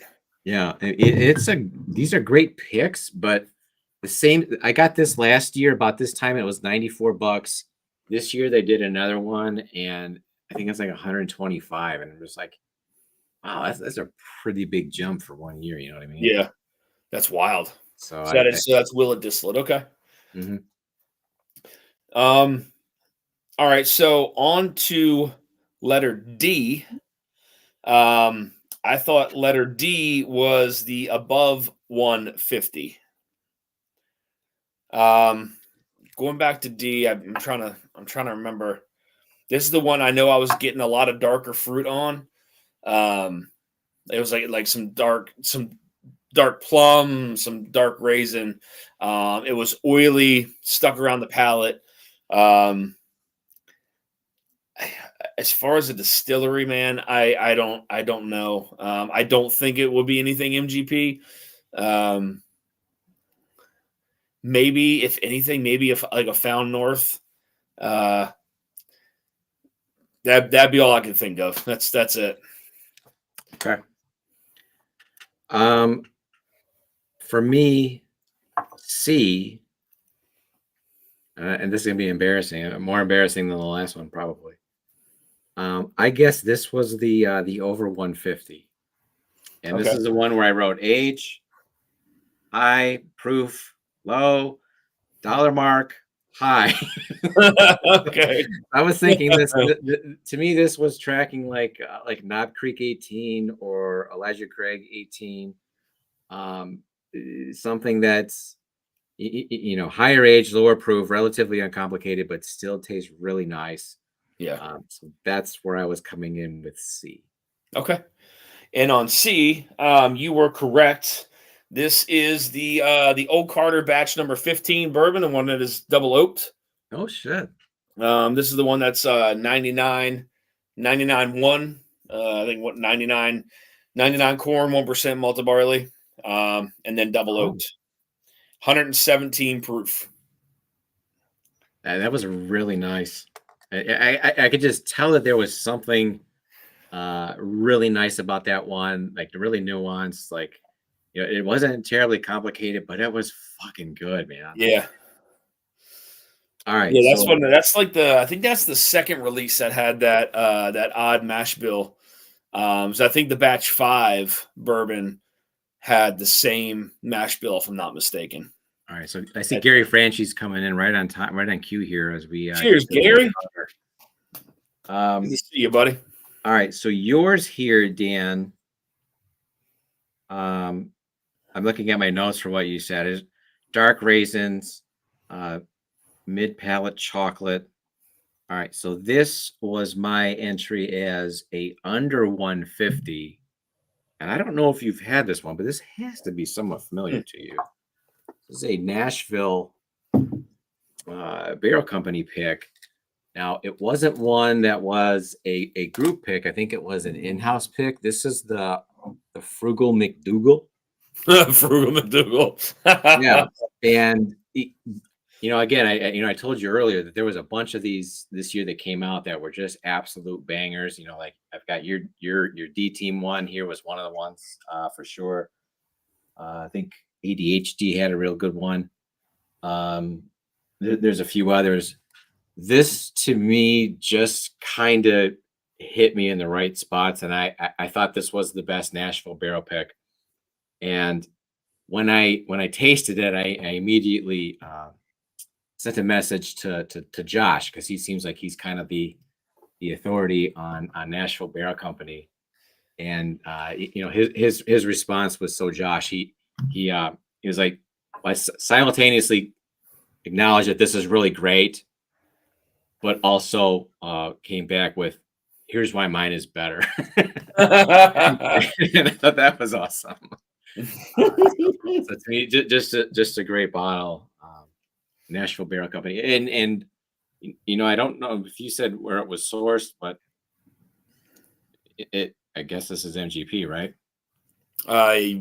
What's the It says distilled in Indiana. Yeah.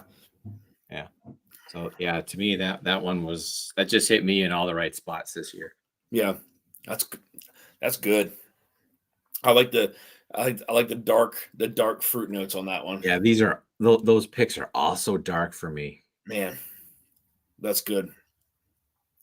And then I guess on the last one, moving to letter or number 5, I said was the under 70. Okay. And I'm trying to remember what I got off of that. I didn't write any notes down for that. My notes from your reaction were darker notes, and that it was your favorite. Yeah. Okay. Tom, I have the NBC Frugal McDougal pick, barrel 3403. Who's got that one? Prescription bourbon. DMC, what do you think? Where do you think it stacks up with some of the other picks for this year? This is 3403. I think it's amazing.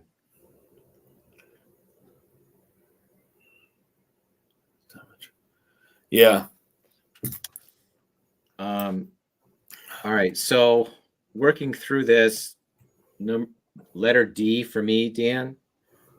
I have notes of orange peel, thicker citrus, honey, mead, and I wrote finished, and I wrote honey or Madeira, and I wrote under 100. Okay. So this was the under 150. This was the Master's Keep Wild Turkey. This is the was it the Oloroso? the Wild Turkey Decades. Uh-huh. This one is aged 10 to 20 years. Oh, wow. 104 proof, non-chill filtered. And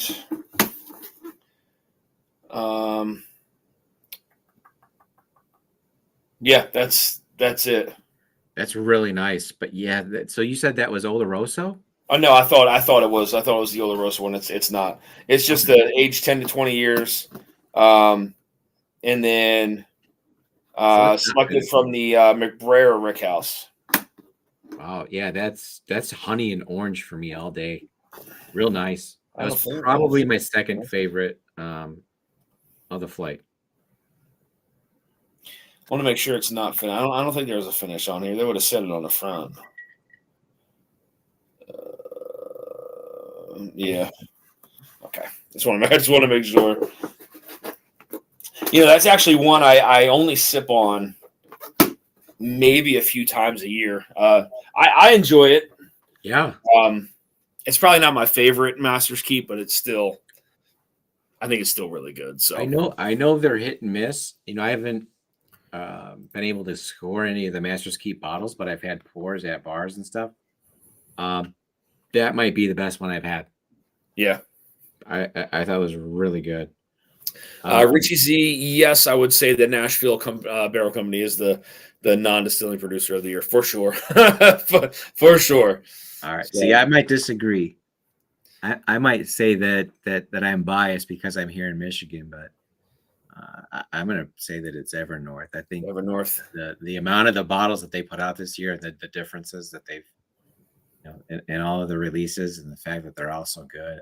To me, it's Evernorth. But again, I'm biased. I'm here in Michigan. So Paul Right, P says Kryptonite was 3406, D Team was 3409. So it's very close. Yeah. Yeah. Yeah, the ADHD one was Tenasucky. Where's the D Team? Yeah, the D Team. This was one. I think this was the first one that I got that had your name on it, Dan, and I freaking loved it. That's a darker one too, man. Yeah. I mean, they're all so dark, those Nashville picks. Man.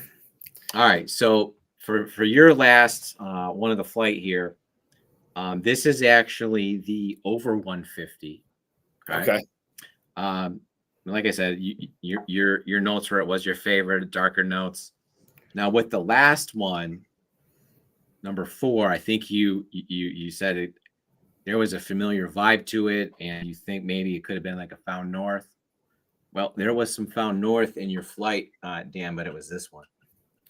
Oh shit! Which one is that? This is the 007. Ooh.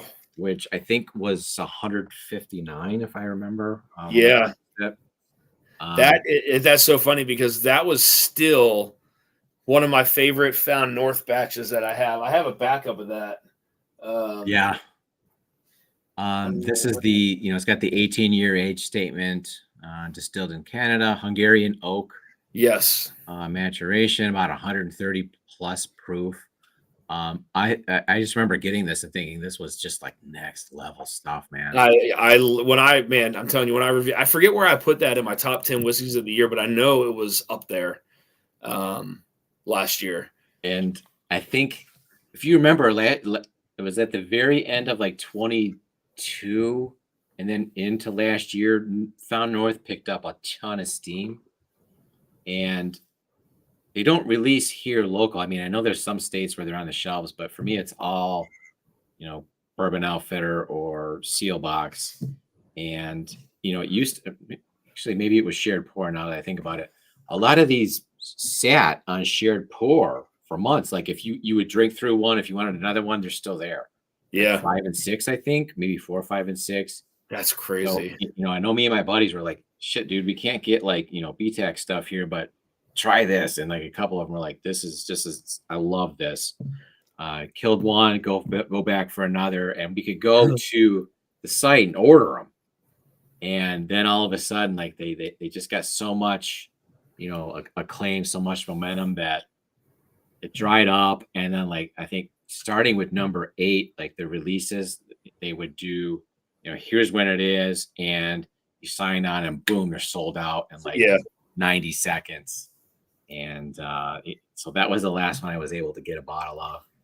Yeah, that 7, like I said, I don't typically get backups of those, but that was one I did, and I'm glad I did, because that was one of my favorites. I wasn't able to get the Peregrine or the Helldiver. Had the sample of it and reviewed it, but I didn't pull the trigger on the bottle. Yeah, I think there was a batch 8 that again, for me, this was one of those brands that like 5 was amazing, 6 took it up a notch, and then 7 took it up a notch. So like they were trending, like every release was better than the previous one. Yep. And from what I understand, 8 was even better than 7, but I couldn't get 8. And so then it just got to be where, well, I guess I gotta figure something else out on a different brand, because these guys got too much. MBC is good and give a unique experience. It'll be interesting to see if they restructure pricing if sales start falling off. Yeah, I agree, Travis, because they have climbed up over the course of the last year and a half. But the what they're doing is, it just really hits me in the wheelhouse where it's something that I enjoy, like the proof point, the thickness, the color, the flavor profile.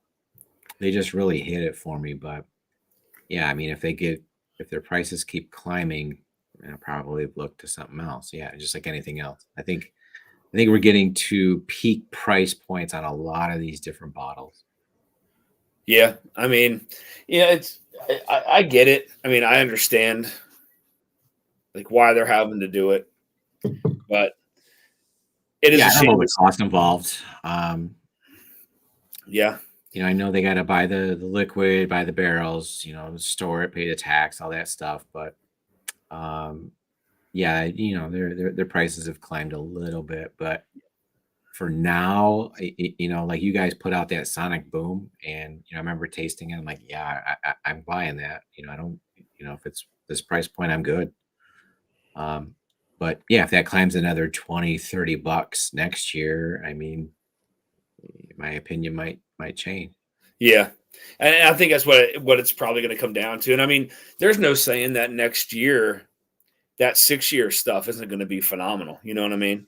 Mm-hmm. It could be. And some of that 6-year stuff is still great. It's just, I feel like that older stuff, that the 7s, the Super 7s and the 8s are better. There's nothing against the 6 stuff. I know they get a big mix of stuff in, but I know they've had some Buffalo Trace stuff in there. They've had some Tennessee Distilling stuff, obviously MGP, some Beam. So yeah, it's like the 9+ year stuff is really where you're gonna wind up paying. And hopefully it doesn't, the price doesn't go up too much. 2025 of everything. And all right, so Josh Fritz. Okay, so I know Josh is here in Michigan too. So he says Evernorth was just the last couple of releases: Exodus Rye 2, Arctic Spirit LE, Spirit Walker 3, the Cobbler. Okay, I am on board with you 100%. I think those are all unique and really awesome releases. And not just that, but the price point at which the guys are putting those out, it's insane. This particular bottle, this is a 9-year MGP finish in a Kelvin barrel, and it's under $70. So other labels are putting out 9-year MGP, and it's higher, a bit more prices than that. Yeah, like double that. Double oak. You know what I mean? Yeah, for a 9-year to be finished, you're probably talking double that price. Yeah, so I think those guys are really pushing the right buttons in terms of pricing, releases, flavor profiles. I think they're just killing it. Yeah, I agree. Wait, Dan, wait till you see all the stuff in their little rick house. You're gonna be impressed.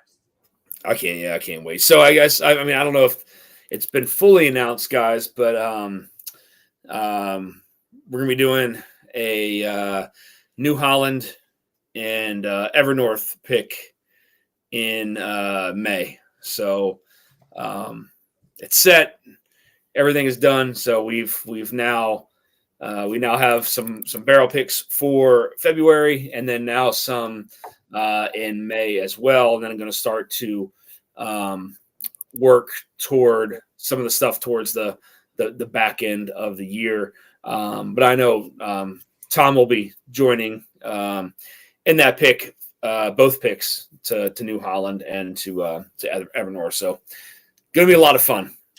Yeah, I think, Dan, not only are those going to be fun, but I think you're going to get different stuff that's interesting, that's really good, that people are going to want to buy, and it's not going to be at insane price points either. So I think this is going to hit a lot of the intersection between value, something that I want, something that's different. These are going to be picks that I think are really going to, be things that people want. Yeah. So I'm excited. Yeah.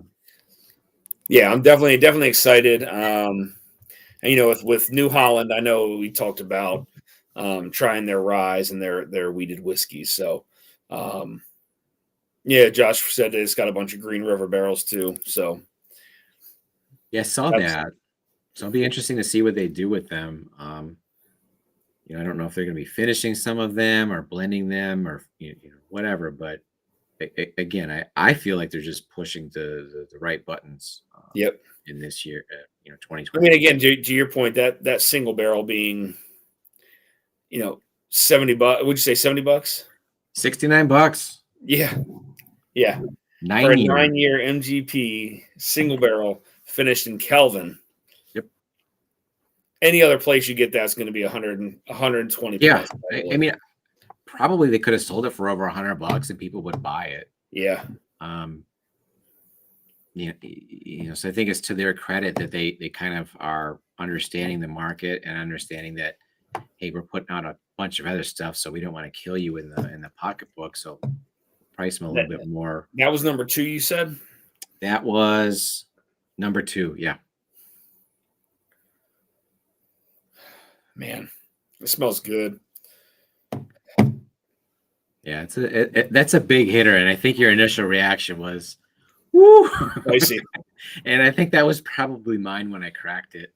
You know what? Hey, Marty, you can chime in. That's the one that I sent over to you. That's the one with the wax top and the liquid gold tater sticker on it. Josh, that's the Zatuna pick. That's down here in Rochester, which isn't far from me. I know they've started, doing picks with a bunch of different stores across the state. This was, I think, maybe the first one. Nick Altman, cheers, man. Oh, somebody joined. So Old Line is awesome. So I know 21090 Dan did the Old Line pick. You got one going with Old Line, or is that a local thing? Or Old Line is on. What's up, Ethan? What's up, guys? I know that dude. Good. Old Line is local. They're right out of Baltimore, and I mean, yeah, they're doing some pretty wild stuff over there too, with some single malts and then having some rum finished in single malts, which is damn good. I've got the rum Madeira right now. Yeah, that stuff's killer, man. $45, $40, something like 40, that. Yeah, $45 for that, and it's unreal. It's so good. So I know this year was kind of supposed to be the year of American single malts, and I think it was definitely a year where I tried a bunch more of them. But now that they've got their kind of accreditation or whatever you want to call it, I'm interested to see where this goes next year. Yeah, because the TTB just came out with something about that, right? Yeah, I think it was just yesterday or the day before. Yeah. Man, it's so weird to look out the window and see the light, and it's dark here. Shit, yeah, it was dark hours and hours ago. Where are you at, Ethan? You said you're in Houston or something? Oh, you're looking inside. But yeah, I'm in Houston. Nice. Cheers to you, man. Oh, Yeah, is that cheers to inside? y'all. Yeah, yeah. That's I'm on my mother-in-law's back porch. Oh, okay. Well, it's all sky. Good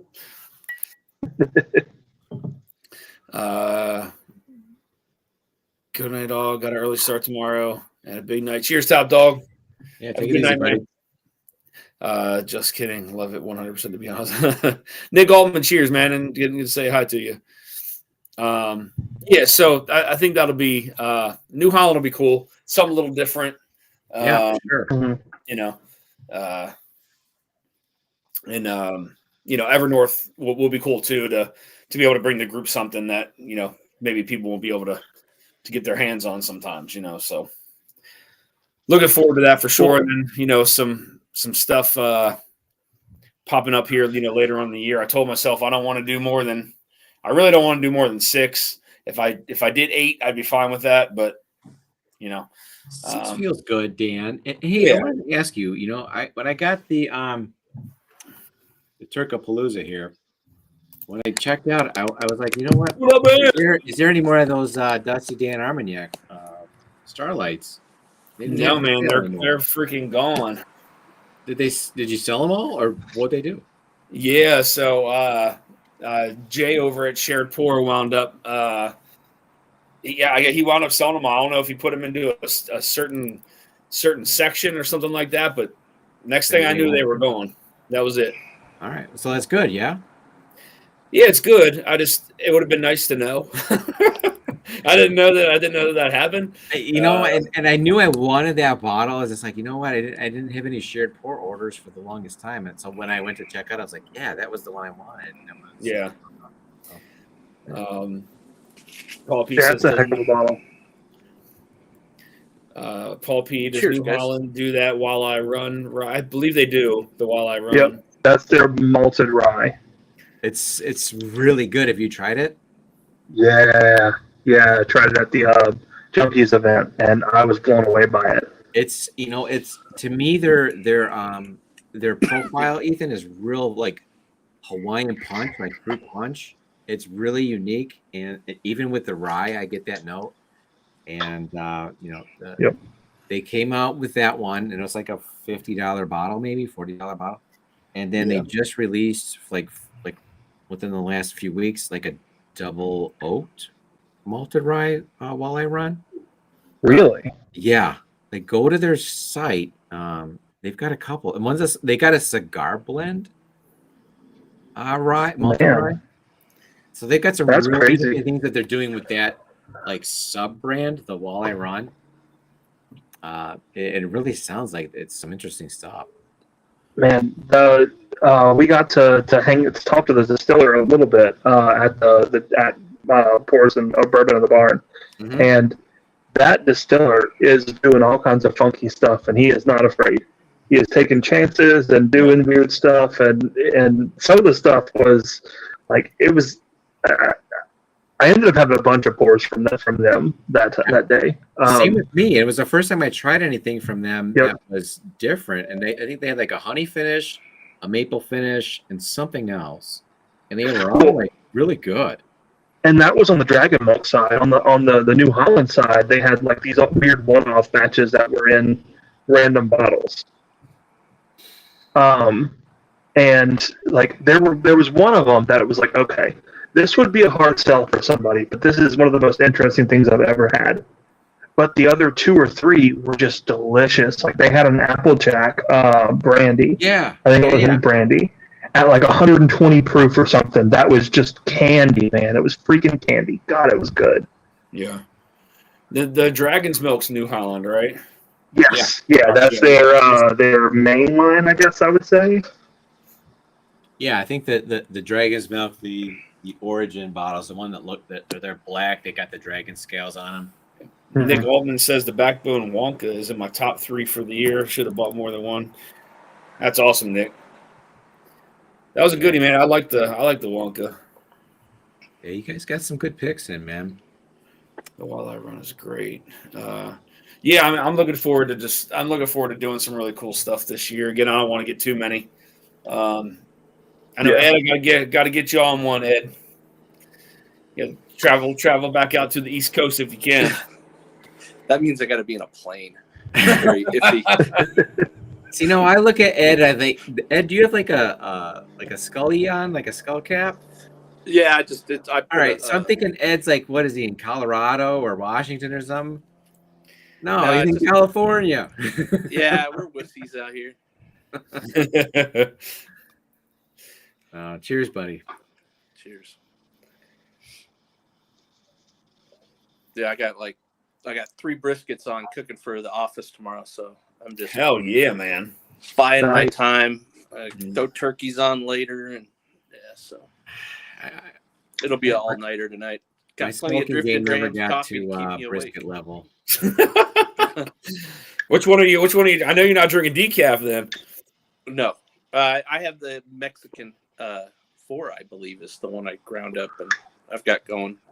Okay. So do you do you French roast yours? Mine? No, Yeah. I use a Keurig. So I mean, like I said, it's the drifted grain. I just grind it up, do the fine grind, and I throw them in reusable pods from the Keurig. That's exactly what I do, Ed. I know I'm not a purist, but I do still enjoy it. Whoa, goodness. Jason Zell with $100. Yeah, coming in. Oh, yeah, big baller. Dang. Yep. Cheers, man.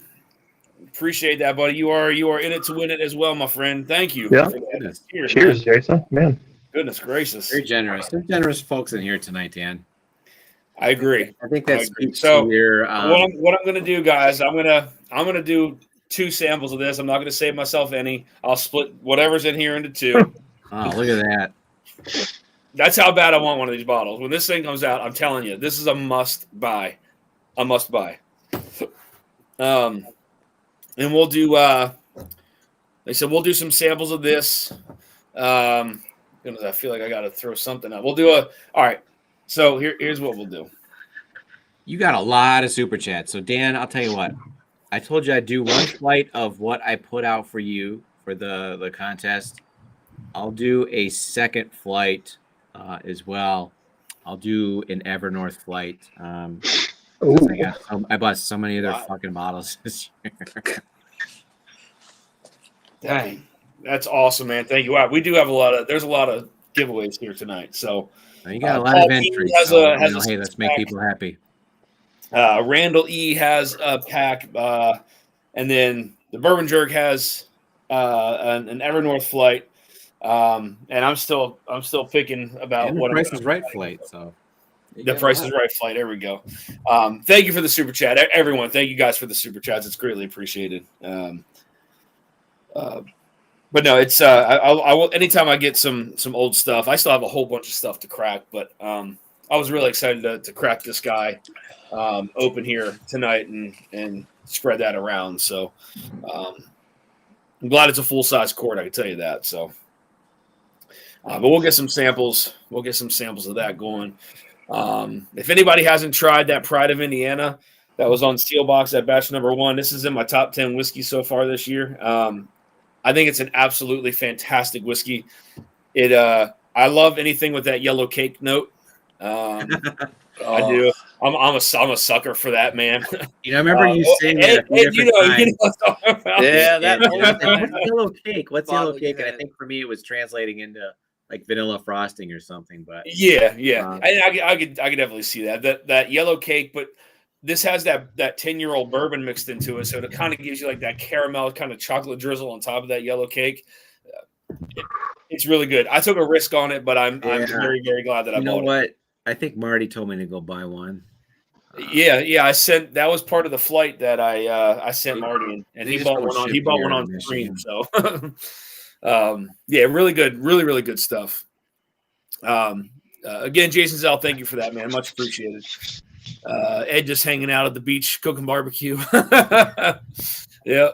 I swear, tough Ed, I would life. never guess you in Cali. I'm thinking this dude's somewhere cold. Well, like I said, I'm going to be out here a good portion of the night, so I figure, just hedge my bets. Honestly, I don't need it right now. It's actually not that bad. It's like 56. It's actually pretty comfortable. But yeah, I should know this because I just sent you a package today. Were you in SoCal or Northern California? SoCal. I'm down in Huntington Beach, so, right. So about a mile from the water. Are you? He's in LA. Orange County. Orange County. Come on now. Don't. All right. Don't, So I got a don't brother insult in me San like Marcos. Is that close? Hey, Ed, are you close to San Marcos? that. I'm not familiar with that. No. San Clemente, you mean? No. David Bass, cheers, man. Good to see you.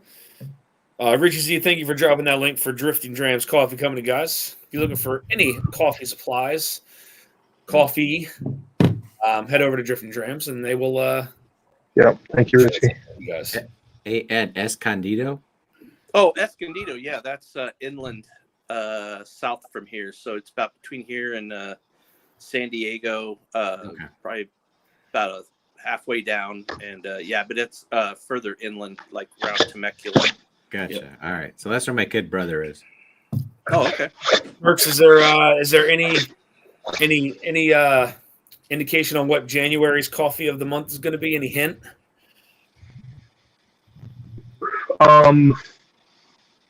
Honestly, I don't know that we've thought that far ahead.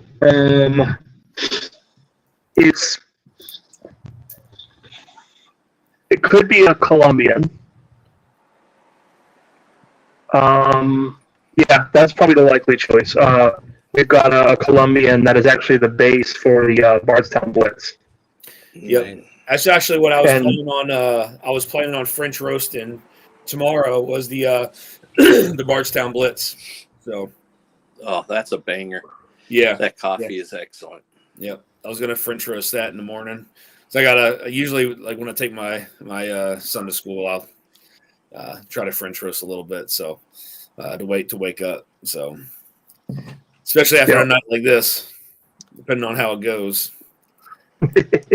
Yes, I'm still finishing up the Bardstown Blitz blend. We got a couple of big bags since there was two of us. I've been keeping that all to myself. Anything south of Monterey is LA, says EJ. Yeah, I agree. Blew through the Bardstown in like a week. I was gone. Damn. I killed that thing. Technology and Peru are so good, says Bourbon Engineer. Yep. Actually, Brian, I think Katie said yesterday that she might have forgotten to mail your the Peru that we had for you. So if that's the case, then we apologize, but it'll get out first thing when we get back. She was running around like crazy. We had I think we ended up donating 50 bags of coffee to Stogies for Servicemen. Oh wow, Dang. That's awesome. So she was really kicking butt to make sure that she got that done before we left for Christmas. That way, Sean could get them out to soldiers as soon as possible. That's really cool.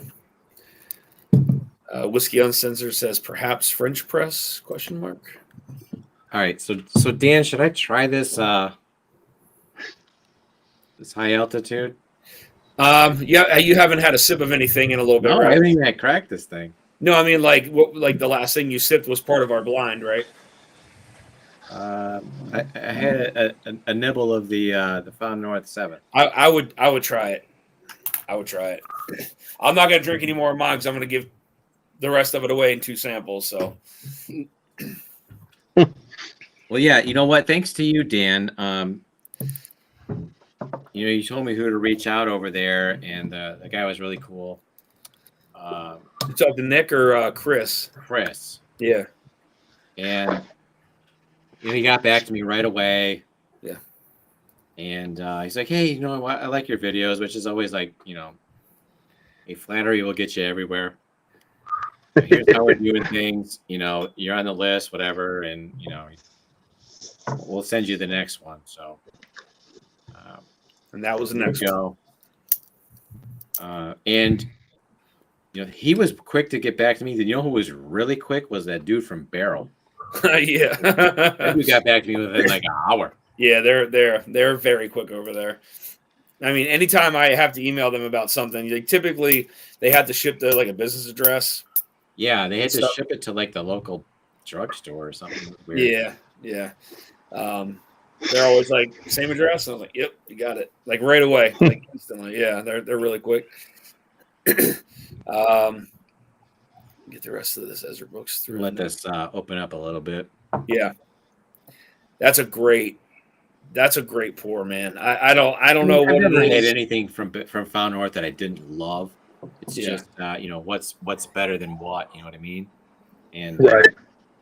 so I'm interested to see what they're doing here. I think the concept is interesting, and like, hey, we're going to tell you kind of what it is, but not really. Yeah.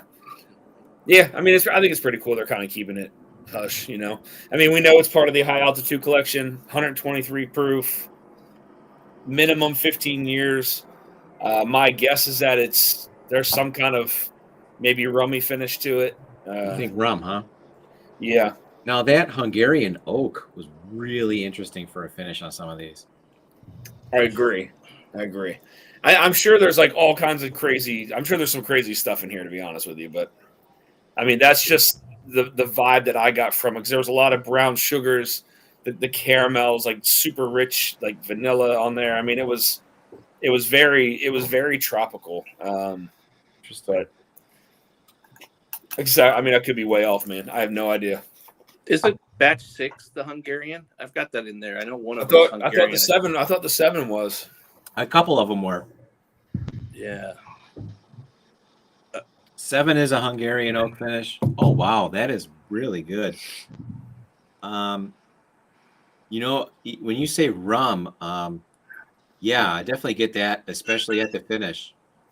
Yeah. Wow, that is something. I love that thing, man. Yeah, whoever's got that sample coming their way, this is a special pour. Yeah, 100%. When that bottle comes out, I'm gonna do whatever I can to grab one. I'm gonna tell you that. And they haven't even told us what it's going to cost yet. No, that's the problem. I'm guessing probably a $180.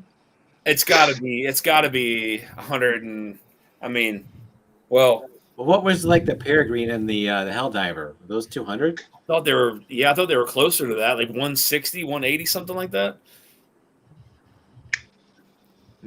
Yeah, that's the ballpark. Yep. Yeah. All right. I don't know who said it, Dan. I think it was Jason. And if it was, it speaks to his influence. I think that he said these are like BTAC level bottles, Found North. Yeah. And I think I want to say as soon as he said that, or if it wasn't Jason, whoever it was that said it, that's kind of when they became really difficult to get. That kind of stuff does happen, man. That's the reality sometimes. Yeah, we've been pretty lucky. Influencers to say something, and all of a sudden, stuff's hard to find. I enjoy Foregate, but they are pricing themselves out for me buying anymore. Yeah, I mean, I will say that their latest one they came out with was in my top 10 so far this year. I feel. Which one was that, Dan? Which one? Yeah, which Foregate? This is the one that was finished in Portuguese Madeira and dark rum casks. All right, so not like the Calvin 60 or whatever? No, not the Kelvin 60. 115 proof. All right. So I don't know if Dave Vogelsang is still in here, but he sent me a nice sample of the Calvin 60. I haven't opened it yet. Was that the one that was double oaked? I don't know. I don't know for Foregate. I've literally never had No, I take that back. I've had like one or two pours of Forgate. I think one was a pick that Gary Franchi had given me a good sample from. But this is the Forgate, aged 8 years, Kelvin 60, 125.6 proof. I haven't opened it, but this was, I want to say this is the one that I think people were going crazy over. Yeah, the Yeah. 60 is double oaked. See, okay, I thought it was. I thought it was double oaked. And yeah, and if you guys know Dave, I mean, he sends you the craziest samples that Yes, it does. super generous dude. Yeah. Like so many of you guys here in the chat. I mean, I look at the names of people commenting. Nice. I can see the faces here on my screen. So many of you folks are super generous, and absolutely. I can't thank you enough for it. It's the best freaking community, man. Yeah, happy to be a part of it. Cheers, you guys. Yeah, that and you throw some of the cigar community on there too, man. It's Josh Fritz says, "What's in the pipe, Ethan?" And then Kelvin's what the Kelvin 60 004 roses is what is in it. So I'm actually going to crack this tonight. And then, like I said, we're going to do some samples of these. Probably 4, maybe 5. We'll see. Dan, this Found North is just insanely good. I freaking love that thing, man. It's ridiculously good.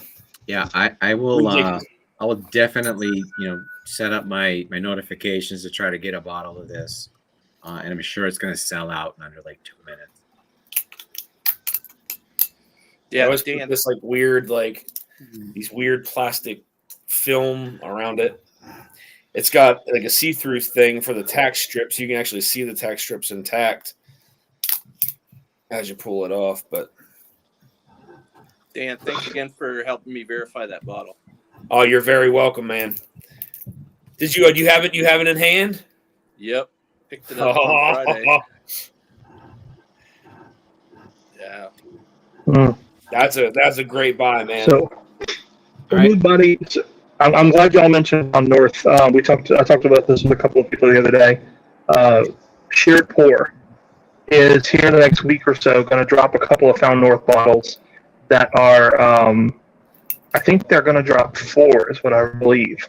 2 of their single barrels, high corn, and 2 of the 2 blends, high rye. So if you're a part of the our Bourbon subreddit, then that email went out, I think, last week, which means typically any that don't get claimed will hit the site within a week or 2. So keep an eye out because I think those are even like 120 and less, 120 and under. So yeah, I mean, I think I got the batch 5 for like $80 or something, or $90. Wow.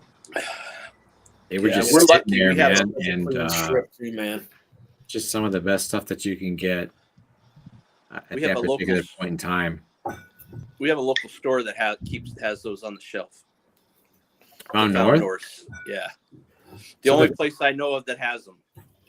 So the picks are just as good as the batch releases, I think. I mean, I got one from Jason, one from Josh, and then the other one from Found North directly. I do want to ask about that, Tom. So the picks you have, are they season 1 or season 2? All right, so I got 3 here. You can hear me. Yeah. 3 are season 1 and 1 is season 2. Okay. What do you think about season 1 versus season 2? All right. Well, season 2 I haven't really gotten into too much. Okay. And this was, I want to say this was Stuff and Whiskey's pick. Bourbon Judge and Stuff and Whiskey. So this one I haven't really delved into too far. But last year, I think they were sick. Yep, agree. What got me into it was the Mashin Journey. I think at the very end of 22, they dropped a pick from Found North, and everyone well, maybe not everyone. I hadn't heard of the brand. I was like, who the hell is that? Oh, well, here, reading what it is, I'm like, okay, well, that sounds interesting. Let me get that one. Pancakes. And as far as discovering different whiskeys out there, this is why that group in particular is really awesome, because I never heard of it. You get something you can't find, you never heard of, and it's insanely good, and it just really turns you on to that particular brand.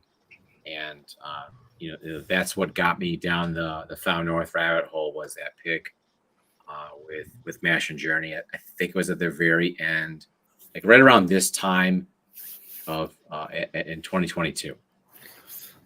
Gotcha. So I'm really interested to see what you think about season 1 versus season 2, because season 2 is rye heavy and season 2 is corn heavy. And for me, Found North really shines when they blend in that old rye. So I was hoping season 2 would be more like season 1. I think it's probably more of like a straight bourbon drinkers kind of ballpark. Have you tried any season 2, Ethan? That's good. I've tried one.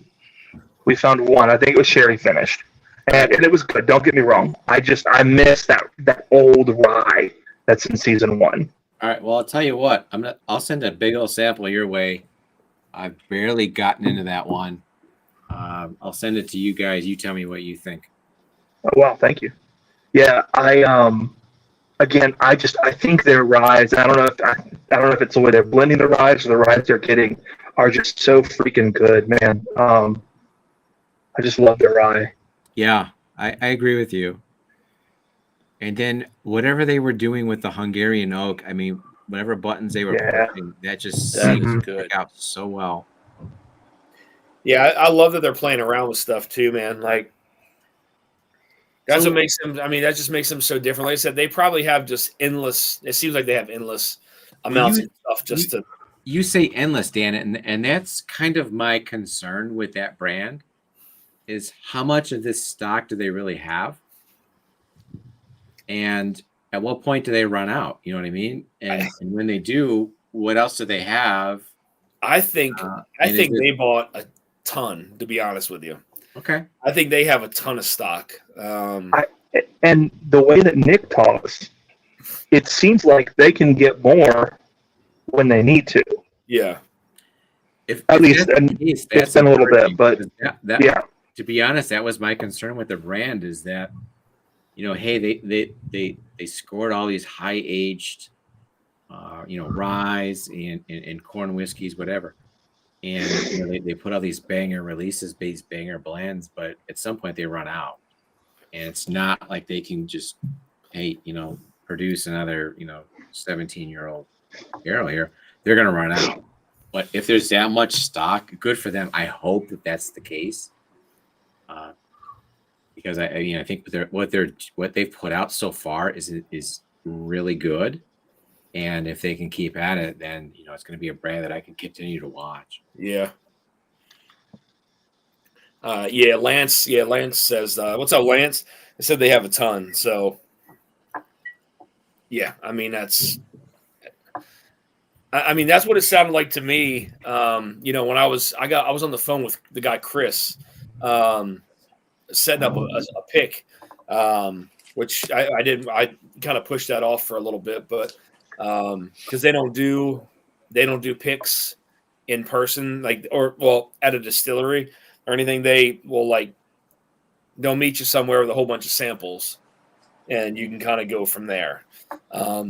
So kind of put that one on the back burner for right now. But I did talk to him, and that was months ago when I talked to him. Yeah, I mean, I don't know if that's something that could be a possibility, but if you could do a Found North pick, I mean, I think that would be something that would be in really high demand. Well, and I was shocked to see that they're doing custom blends for people, because the picks are I'm sure people on stream know, but I'll say it right. Essentially, they just did a big 15 barrel blend, however many barrels, and then they finish each one separately in different things, right? That's how they did the picks last year, and I'm assuming they did the same this year. That's what it looks like. but they're also doing custom blends now, and those are what Shared Pour is putting out, and those are the things that I'm excited for because it's going back toward that like batch 3, 4, 5 mash bill, and they're doing some really cool finishes on them. Again, you definitely should go try to find that Our Bourbon post to get the details, but it just like it made my mouth water. I will say that this is another one where the price point has changed a little bit. I want to say that the first few single barrels that I got were 99, and I think now they're about $1.20. But yeah, in terms of looking at this, I mean, this one says, it's finished in new wood charred number 3. It's got the mash bill. It's 124.2 proof. 12-year, 15-year, 23-year, 25-year corn whiskey. So I mean, yeah, I think the value is there, even if the price is climbed a little bit. But yeah, as far as if you can score a single barrel, I mean, I think any group that could score a single barrel from Found North is going to have a product that people want, and it's going to sell out really quick. This is really good, guys. What you got? That Virginia Gentleman. Shocking. Old Bowman. Yeah. That's tasty. I don't know if I had an old whiskey that's tastes like that before. And that's saying something coming from you. Yeah, I mean that's a very unique one. And it's not like a super dusty profile. It's lighter, but I feel like I don't know what the mash bill is like on this thing, but I feel like there's a higher rye content for sure. All right, so Randall says I have a lot of open bottles, but I have a lot of bottles, but I'm not a storer. Can only open so many bottles at a time. Why not enjoy it? I'm 63, and they're not going to bury it with me. Well, that kind of goes to the Paul P-ism, right, Dan? Yep, that's it. How did that go? It's not life's too short to drink shitty whiskey, but it's like somewhere along those lines. Life is short. Drink the good stuff tonight, right? Yeah. Paul, you can paraphrase. Bourbon of the Week. What's the hot new single barrel for 2025? Dan, what do you think? Hot new single barrel? Man,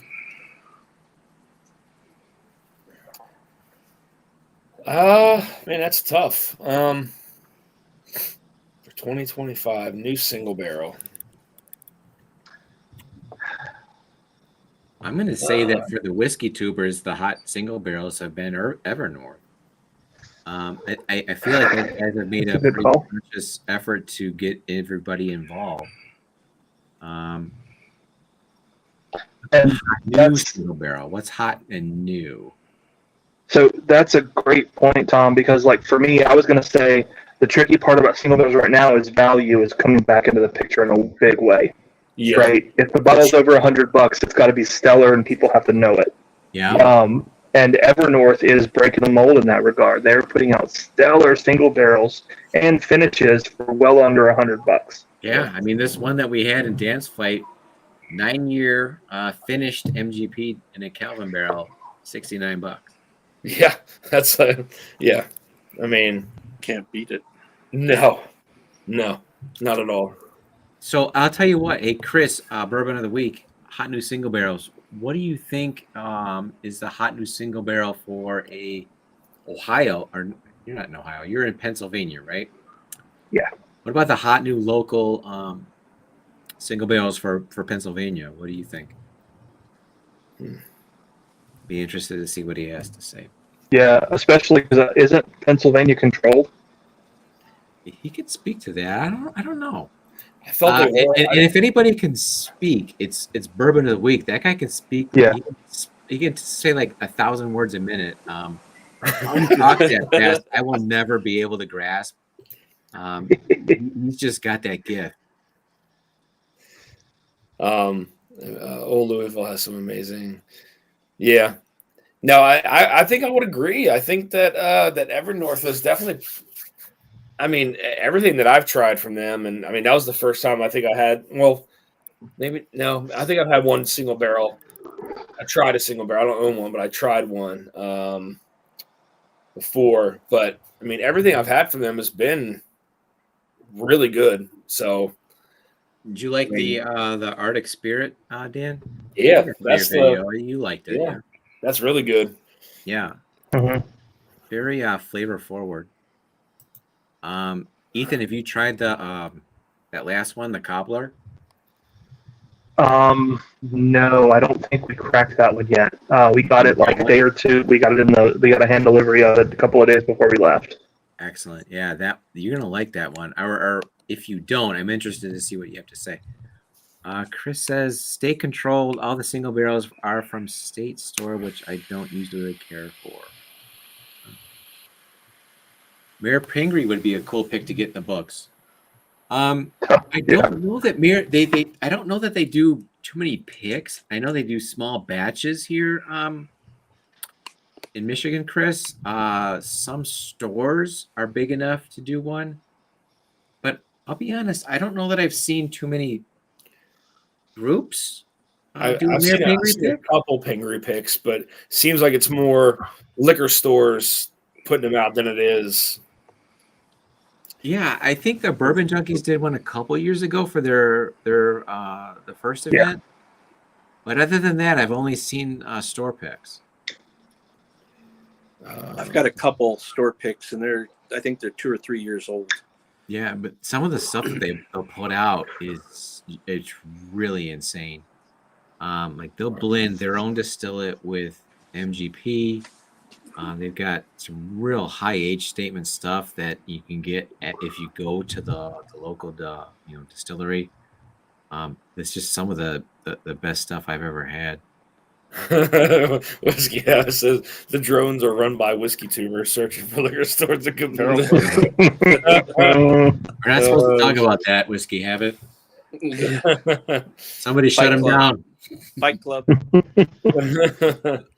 Oh shit! Give me 1 sec, guys. I'm gonna start to enter these names into the wheel of names. Give me 1 sec here. If you guys can hold it down for me. Give me 1 second. Did you order your pizza, Dan? That's in my belly already, buddy. I had that before I started. I do have the garlic knots in the kitchen, but if I eat those, my whiskey night is over. So yeah, those things will. Yeah, I won't be able to taste anything but garlic. All right. Yeah, that's a good call too, Lance. New England Barrel Company. They've done some awesome single barrels, and they have been for a little bit now. I've got one from a few years back that was some of the first Green River single barrels that started to come out when they were still like 3.5 years, and it just insane for a 3.5-year-old whiskey. So I think they call themselves Nebco if you see their logos, which for some reason it sounds like an old department store, so it's fun to say. But Nebco is definitely one to watch. Like they've got some awesome stuff. And I guess in the same region, Copper and Cask, they've been on people's radar for a little bit now. They've got some amazing stuff. It's just my concern with them is that they some of their early stuff was just unbelievably good, and I'm concerned that they might have peaked, that they might have given out their best stuff, and they're trying to refill the coffers, or not the coffers, but the stocks.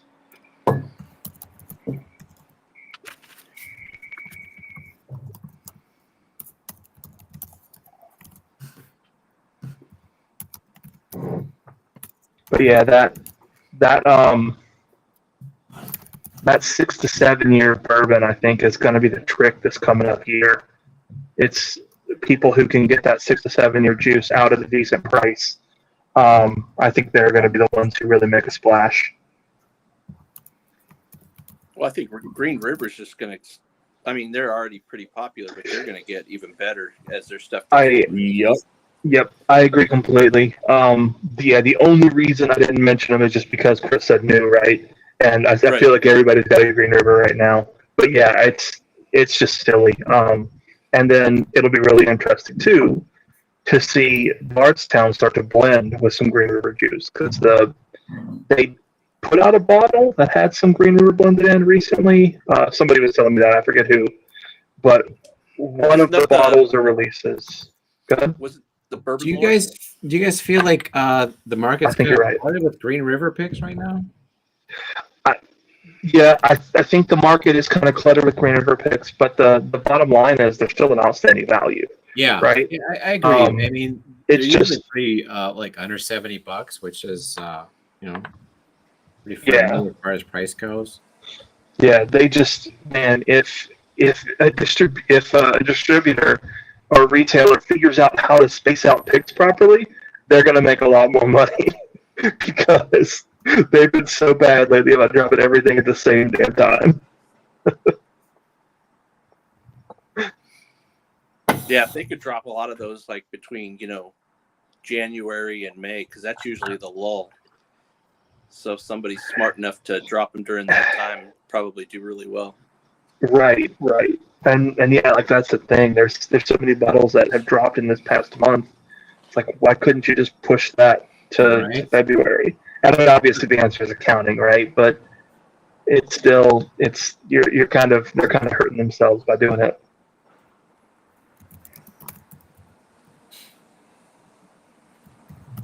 Oh, that's one. I didn't even think about that. Hard Truth. They're releasing bourbon single barrels in 25. All right, so I'm looking forward to your release, Ethan and Dan. The Hard Truth pick. When is that dropping? Soon. We don't have a definite date quite yet, but soon. I think that was one of the last picks that I was looking forward to for this year. Yeah, and the funny thing is, I've actually been on a few picks recently where the choice was unanimous. It was just like, oh my god, that one. And at the Hard Truth pick, it was absolutely not unanimous. There were two of the barrels that were basically almost equal in votes. It was just like there were two barrels specific. None of them are bad, but there were two specifically that was like, I want both of these, right? Another distillery that for bourbon, Corbin Cash, they're going to start dropping there's already a couple here local that are starting to drop single barrels. And I know there's been a few people have done picks, but their bourbon is excellent. Even at 4 years, tried it their was bourbon, outstanding. Ed, but the Corbin Cash that I have is a Mash and Journey pick from last year. It's a rye. And I did it in a blind, and it was my rye of the year. And if I could get my hands on another pick from Corbin Cash, I would jump on it.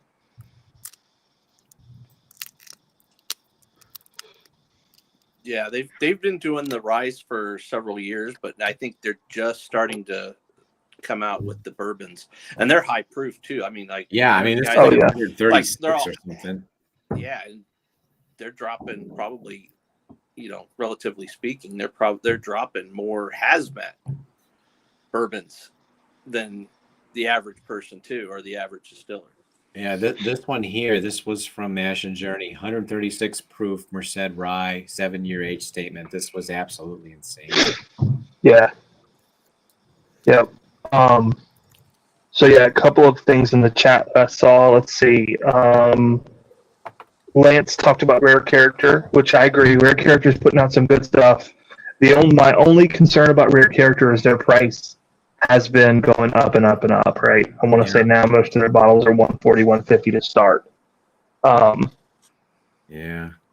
Let's see.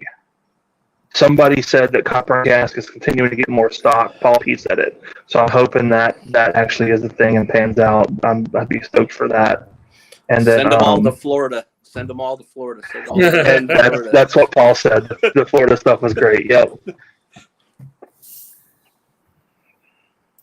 Yeah, and so you mentioned Corbin Cash Bourbon. I know 21090. Todd just popped in, and they're releasing their bourbons here some point in the future. I don't know how soon or anything, but they're doing two bourbons, two of them. Yeah, Oh, right, wow. two of them. I think it's two of them. Yeah. It might be crazy. It might be one bourbon. Might have been two picks overall and one bourbon, one rye, or it might have been two bourbons. I forget, but it's supposed to be stellar, and I think it's going to be hazmat. What's up, Todd? Like well into hazmat. I would definitely be on the lookout for one of those. Yeah, for sure. I mean, I was able to try that bourbon, and it's legit, man. It's really, really good. Yeah, Right, she's and hot. so Jason Zell just dropped some info on those Found North blends I was talking about. He said the single barrels are 150, may not make it public, but honestly, those to me, just me personally, aren't the exciting ones. The blends are the exciting ones, and they're 500 plus and 700 plus bottles. Oh my god! So that's definitely something you'll see on Shared Pour. If you're into Found North or even just into good whiskey, good finished whiskey, definitely two bottles to look out for. Yeah. 21090. Next 10 days, we released our 9.5-year rye in September. Bourbon is 8 years and 150 proof. Jesus Christ. Yeah. Yep. Yeah, there's a local here who's I know they're doing one, but there might be two that they're dropping single barrel bourbons, and I believe one is at least hazmat. Wow. Damn. Oh, yep. I remember that. Talking about those. I think both are, aren't they? I thought one was like 146, and the other was like 155 or something. Correct. Yeah, I think. Yeah. I know. Vic's been keeping an eye on it. So. Yeah. Yep. Like I said, I mean, the bourbon's really good from Corbin Cash, so it's really, really good. If it's as good as a rye, I mean, that's going to be killer. Bourbon Engineer says a third store here is dropping another Turcolo Tray single barrel here this week. 122 proof. I doubt it beats the one Top Dog picked at 132. Top 5 of the decade. I'll tell you what, I think Top Dog sent me one of those.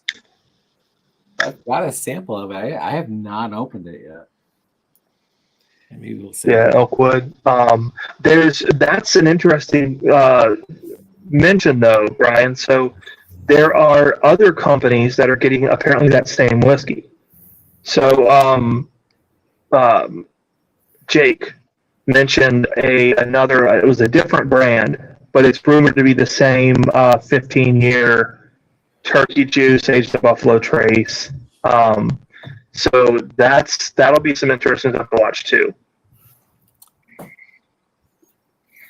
Yeah, Top Dog sent me something that says Turcolo or whatever the heck. Yeah. Yeah, that's not Elkwood. Elkwood Reserved 130 proof, 15-year wild turkey single barrel. Mm-hmm. I don't know. You gonna crack it? Yeah. Nah, I don't know. Maybe not tonight. School night. School night. There you go. Yeah. Mash and Drum. Cheers, man. Hey, what's going on, Jason? Yeah, cheers, Jay. Cheers, Jason.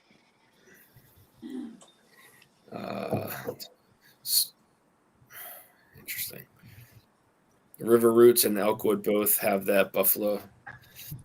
Buffker. Does all the River Roots have that? Is all the River Roots a blend? Not all of it, no. Because I know we have a 5-year, 5 or 6-year single barrel that's reportedly from Green River. Okay. So they're still okay. All right. All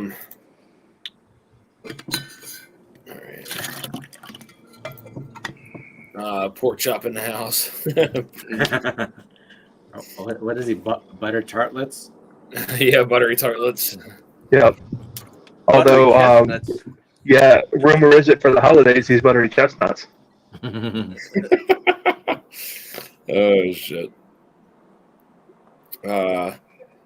So what you said we're on tonight? 21090. David Bass. Yeah, I grabbed one of those from Top Dog. I just haven't. He hasn't shipped it yet, so still sitting on it. He sent me some.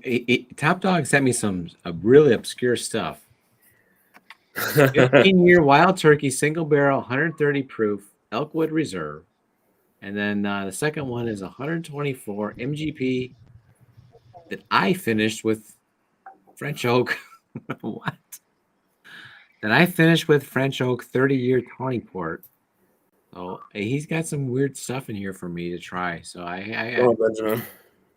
Hey, cheers, man. Cheers. What's up, Eden? Ed? You're still in here, Top Dog. I can't wait to get to those, man. I think Top Dog is. I think he's out. He's out? Yeah, he dropped a little bit earlier. Yeah. Bourbon Engineer says it's good. Yeah, I'm looking forward to it. Just got to grab it from him. Ben, were you filtering whiskey? I was. Filtering. So of that hole you alluded to earlier, 2 of the decanters were leaking when I got home, so they had to be obviously emergency decanted. Yeah. And one of them was pretty cloudy, but smelled good, so I've been trying to salvage it as it's 50-ish years old and pretty old whiskey. It's getting better. What's up, man? Hey, cheers, man. What's up, Slugshot? But I'm starting day 1 of the 21090 Advent calendar. Oh, is that what you're on right now? Yeah, because I was a little sick for a while. Yeah. So No, you weren't sick. You're always Wood sick. Hat bourbon out of Missouri. Bloody Butcher Corn is really good. I never had Wood Hat. Me neither. A cuvee of the entries for our competition here tonight.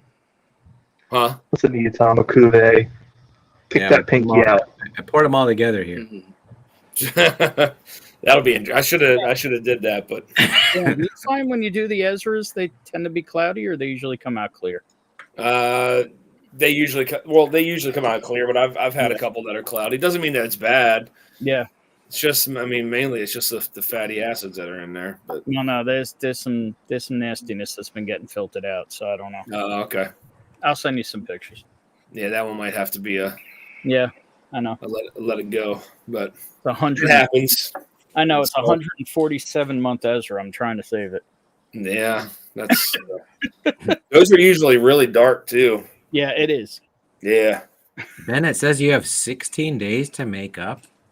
Yeah, That's you better get to it, brother. I hear you. Well, COVID's still a thing, even though people don't believe it. Shot. Yeah. Let's see. What am I drinking right now? I have to pull up the calendar. 113 proof, 7+ year Luca Mariano. Oh, I have not tried this. So I've heard we, yeah, I've tried a couple of Luca Mariano bottles at Bourbon on the Banks over a few years, and I like what they're doing. I think they're putting out good stuff. And they've got a good variety of stuff too. They cover a bunch of proof points without getting too overwhelming. Mm-hmm. I've generally liked what I've had. It's a T-Rob, what's going on, man? Yeah, cheers, Guns. I confused T. Rob with Travis Robinson not in person. because that would track, right? Yes. Yeah. You would not confuse them in person. No, I met Travis. Travis is awesome. I don't think. Oh, they're both awesome. Travis is awesome. T-Rob is. All right, guys, we'll do 7 more minutes. We'll run the giveaway at 11 o'clock. Again, thank you guys for all the super chats. Greatly appreciated. So tonight it's a pretty big giveaway here tonight. A lot going on here, brother. Yeah, so we got Paul P has a 6-pack giveaway. I think he said either finished or non-finished. Randall E has a sample pack of it was a Russell's Reserve 15, a Stag. Sick shit. I can't remember what else was in there. It's a couple other really nice whiskeys. And then Bourbon Jerk is going to do an Evernorth flight. And then we also have 2 samples of the rest of this Found North, which it's going to hurt parting with that. But so I'm just going to split whatever's in here into 2 samples. So that's going to go. So I got 2 entries here, Dan. I got one giveaway that's going to be our flight that we did just now. Oh, so yeah. Oh my gosh. And then an Evernorth flight. So I got 2 entries in. So we're going to give a lot of shit away. Well, I appreciate that, man. Thank you. Much appreciated. So we're going to do a sample of the Russell's 15 from me. I gave away one on Vic's stream the other night. We're going to do a sample of Russell's 15. Huh? So you got one. Yeah. Get it at cost, or you got to pay a little bit extra? Yeah, it was. How much was it? A little extra. Oh yeah, I mean it was probably close to 400, something like that. Oh man, yeah. See, the local store wanted to charge me $5. I was like, you know what? I don't need it. Yeah. I got a nice sample for my buddy, but I wanted a bottle. What is it? I'll do a sample of this Pride of Indiana.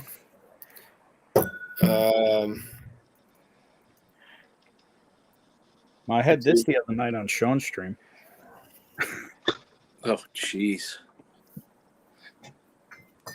Randall Erickson says this is a Super Bowl of giveaways.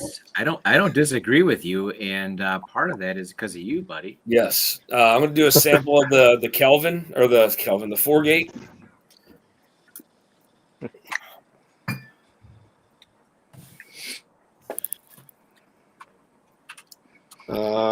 I'll do a sample of the Arctic Spirit. Nice, that's a good bottle. And then we'll do 4 samples of the Virginia Gentleman. Look at this guy.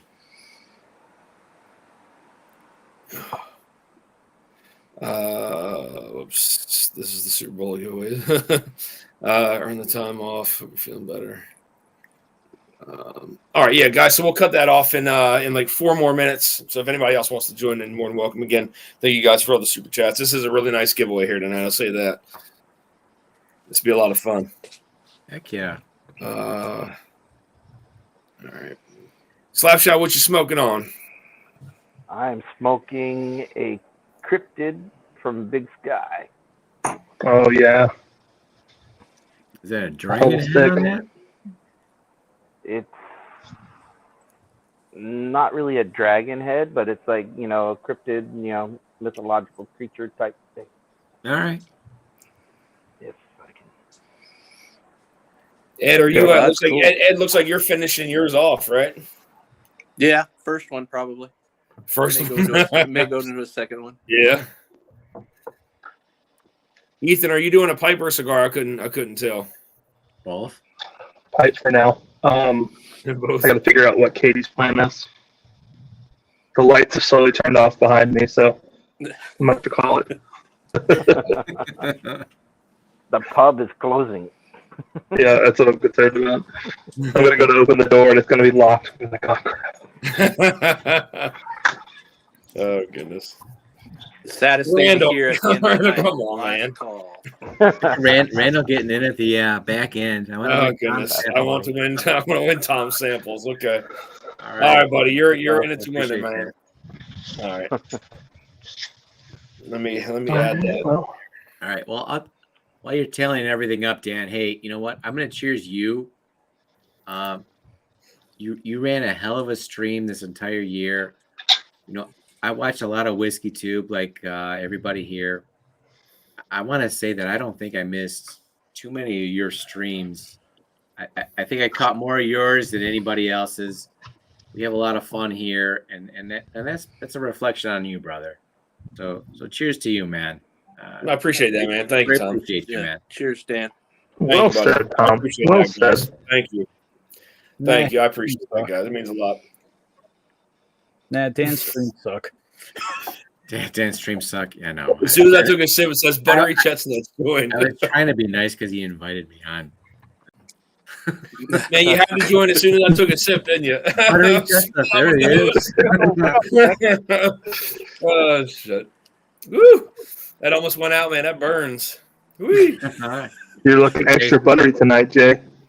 I am feeling extra buttery. What's up, Tom? Nice to see you, man. Good to see you.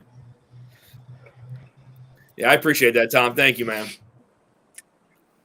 Well, I mean it, Dan. And I appreciate your help, as far as my channel goes, and appreciate your friendship. Appreciate you inviting me on here tonight. I had a blast. So Absolutely, man. Anytime. You're more than welcome.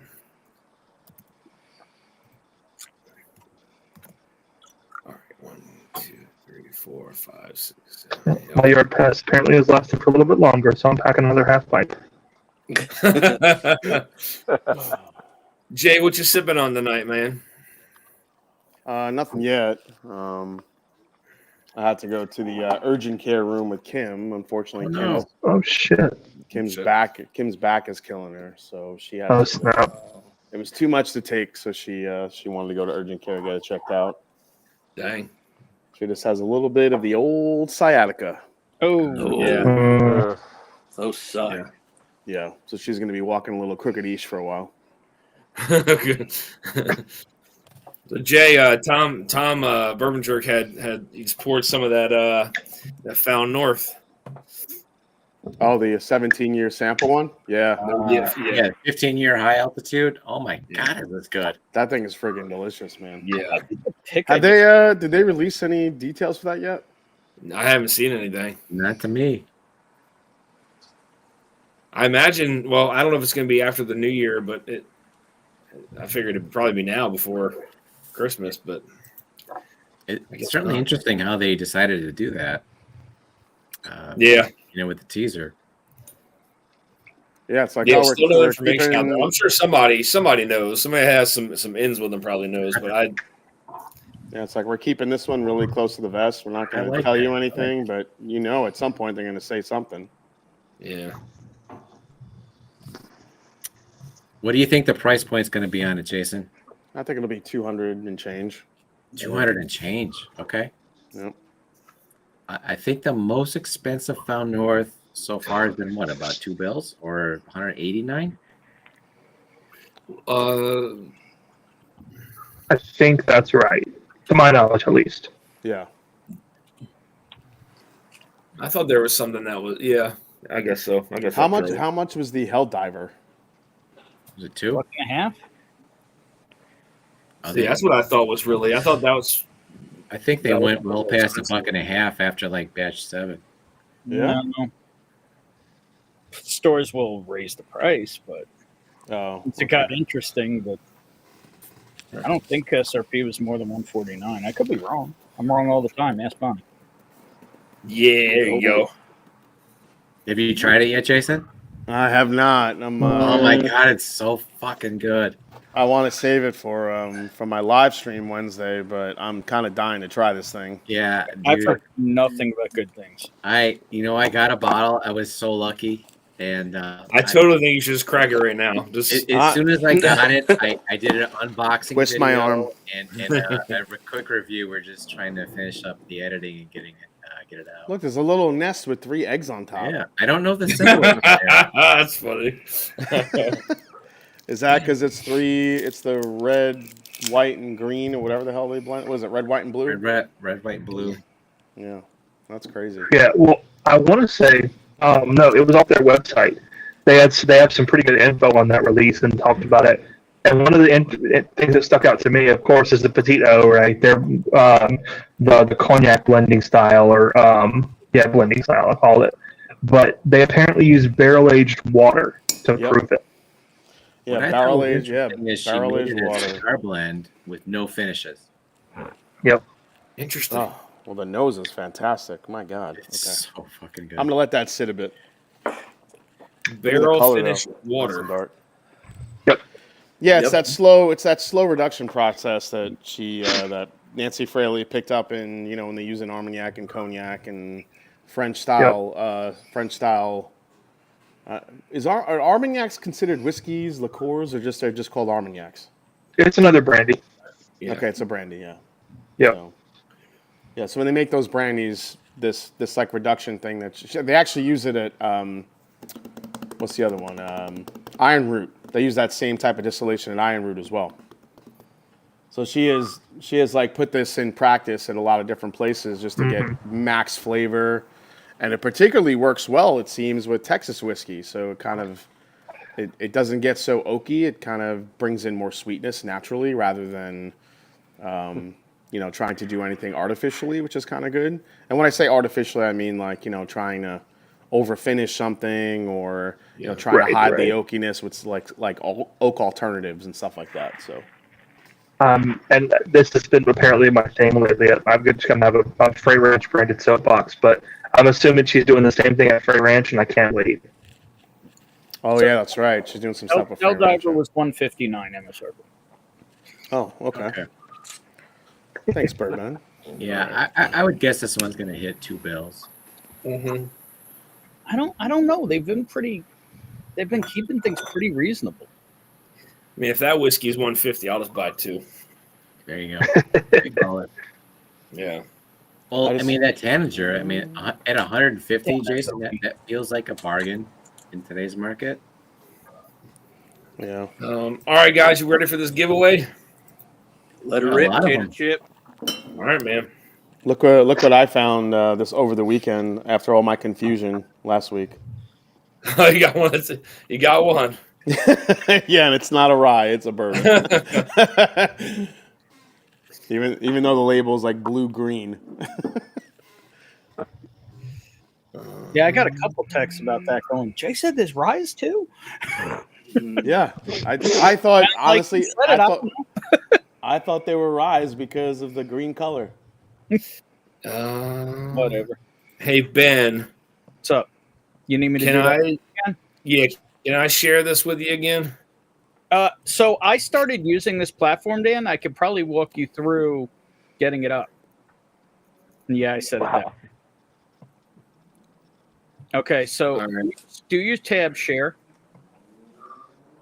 Okay. Okay, and then you're going to see on the left, you see if you scroll through all of us that are on screen, you'll see the wheel, and then hit add to just like you would add a person, add the wheel. So if I go to tab share, It'll share it first. Where's share stream?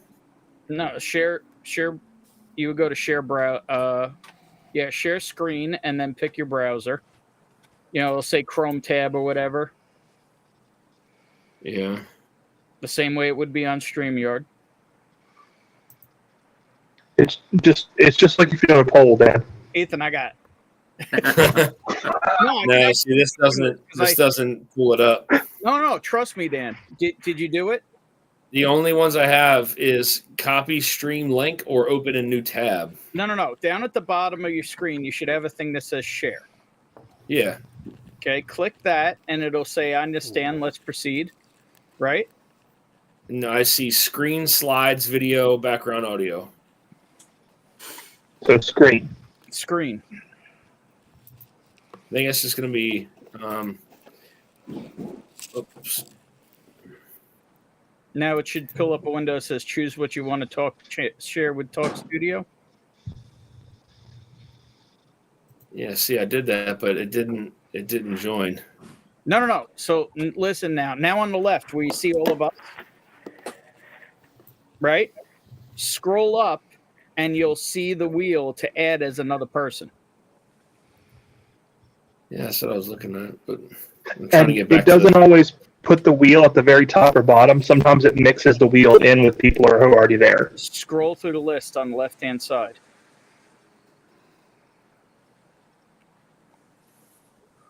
All right, hold on. No, I don't see anything. Right. Oh, I got it. Hold on. There it is. Why did it take so long to pop up? There you go. All right. All right, there we go. Look All at right, all sweet. the There we entries. go. Hey, Ben. Teaching All Dusty computers. And then you could change the layout. Slow water. Okay. All right. Sweet. Or full screen it. Just the same All way. right, guys. So let me click on it. Pop into here. I'm going to go through these real quick. So Top Dogs, 2 entries. GT Mustang with 4. Paul P with 2. Bourbon Engineer with 4. Tom Shanley with 2. JG with 1. Randall E with 8. Bunch. Marty with 2. Sean Holsgrave with 2. Charles E with 1. Cali Drams with 4. Prescription Bourbon with 2. Slapshot with 2. Bourbon Jerk with 4. EJ with 2. Ed with 20. Ed with And Jason Zell with 20 as well. All right. Congrats. Let's go ahead and shuffle this up. Huh? I said, congrats, Ed. Oh, I know that. All right. Shuffle a couple times here. Get some names mixed up. All right, guys. So the first giveaway tonight is going to be from Paul P. This is going to be a 6 sample pack of, I think he said either finished or unfinished. Not 100% sure. But here we go. Who wins it?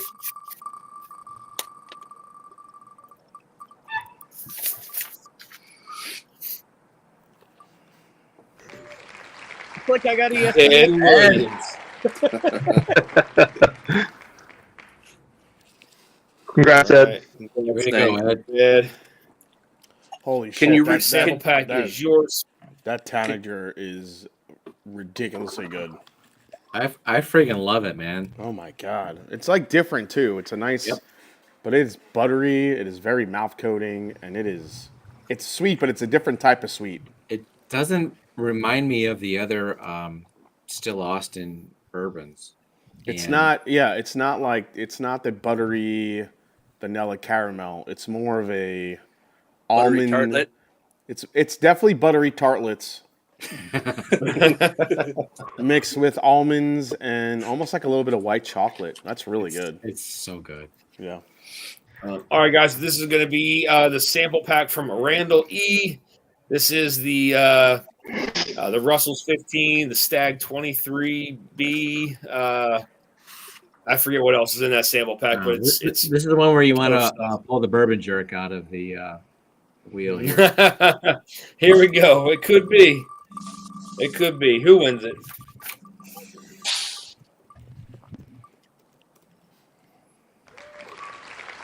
Jason. All right, Jason. congratulations, Jason. Congrats, Jason. That's Congrats, a nice- Jason. All right, so that is from From Randall, right? Randall E.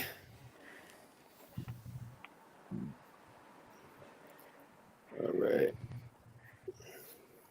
Congrats, Jason, on that one. All right, let's shuffle up. All right, this next one is going to be from the Bourbon Jerk. This is going to be for the Evernorth flight. He's giving away 2 giveaways tonight. This one is the Evernorth flight. We will run that one first. Here we go. Who wins it? Man, that's delicious. Sorry.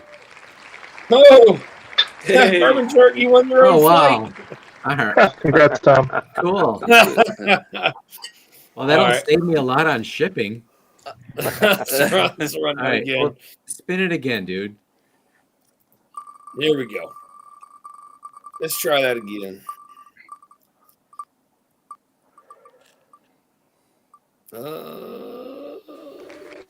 Jason Zell got that one too. All right. Jason, send me an email at thebourbonjerk@gmail.com with your address and whatnot, and so I can get this and delivered to you, buddy. Congrats again, Jason, on that one. This is going to be the other flight from the Bourbon Jerk. This is going to be the blind flight that he sent me this evening. Here we go. I'm almost rooting for Jason again so I can save on shipping. Bourbon We Engineer. got Bourbon Engineer. All right.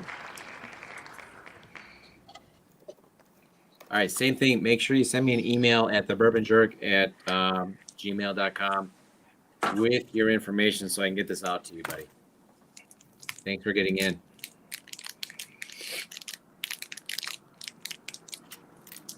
Awesome. All right.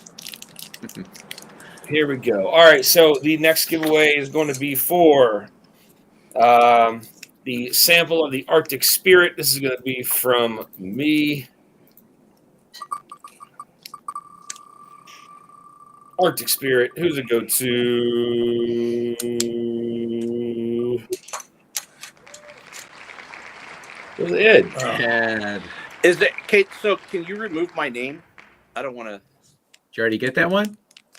No. I mean, I would love to try it. So I'm grateful for that. But I'm just saying, for any others, if you can remove my name out of the thing, so that other people have a chance. What? All right, so Ed, I'm going to send you a sample of Arctic Spirit and probably a few other things anyway. So, whatever. You want to remove his name and run somebody else? That's fine. Ed's going to come out a winner either way. I'll send some Ed some stuff anyway. All right. Congrats, Ed. Thank you, And sir. I'll send All you right. some of the Mash and Journey Evernorth picks. I was just gonna say, send him some of the picks that we did, buddy. Yeah. Very good. Yeah. Those came out so good, Jason. Oh my God, I love that Burai. Gets better and better Yep. every time I go back to it. Oh my God, I love it. As good as that light whiskey is, that Burai is something to write home about. It is. We are going to do a sample of the Four-Gate now. Who does that go to? Which Four-Gate? Was that the one in Portuguese? Bourbon, nice. DMC. The one in Portuguese. What was that?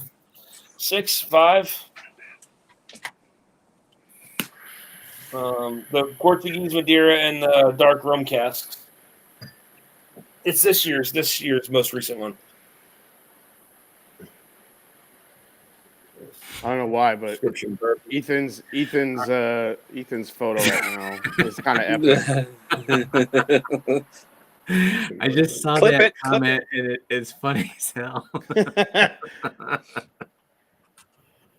was for Four-Gate. Looks like he belongs on the cover of the Gorton's Fisherman Fish Sticks. Looks like an Islanders jersey. All right, so this is going to be for the Pride of Indiana. Who's it go to?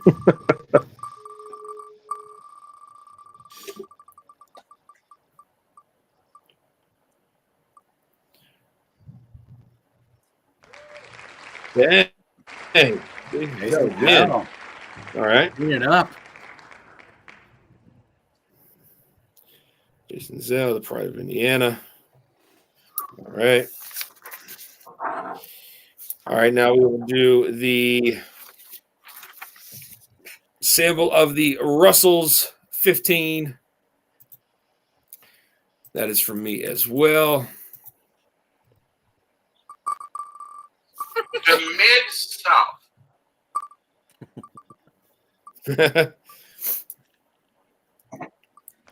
Paul P. Paul P, the legend. Congrats, Paul. You got a Russell's 15 coming at you, my friend. All right. Now we will get into the Dusty sample giveaway. I'm going to give 4 of these away tonight. All right, so 4 of these. Here we go. Sample number 1.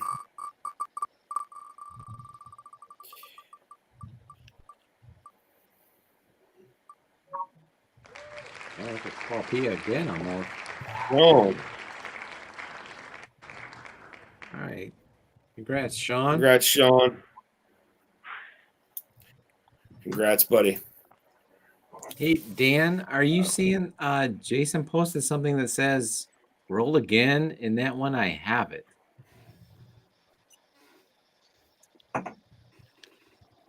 For which one? Jason- The Jason's- Pride of I Indiana? don't know what he's referring to, but it says roll again in that one, I have it. Do you see his comment or no? Yes, I do. Okay, all right. Jason, that's fine. That was the Pride of Indiana, right? You said you have He's that got one. it. Okay. All right, gotcha. Okay. All right, I'll send you something else in place of that. All right. Let me go back here. All right, so I'll send him something else. Okay. All right, here we go. So this is going to be for the Pride of Indiana again. Who wins it? Oh, it looks like Ed Williams is going to win it. All right. All right. Congrats, Ed. Thank you, guys. All right. So here we go. We're going to go ahead and do the next sample of the Dusty. Oh, my. Hot dog. So I know many Top Dog's giveaways. asleep. Congrats, Top Dog. Huh? So many giveaways. So fucking generous. Yes. Here we go again. Sample number 3 of the Virginia Gentleman.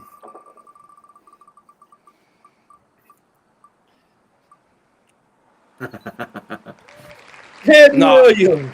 Respin it. Respin, man. Respin. All right, well, I'll send you one of those anyway. So I'll send you one. Yeah, I was anyway. gonna say, Ed, you want that? All right. You've got to pour that one, right, Brian? Whatever the last one Dusty had sent me. Yeah, I think it's the same one. I hope. Nah. It's destiny, man. All right.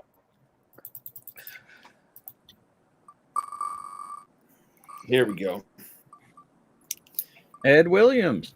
All right, Ed, I'm just going to remove you. GT. Forget about the car, man, but other than that. All right. I remove from that. Cheers, GT Mustang. Not sure if you're still in chat. Cheers, buddy. All right.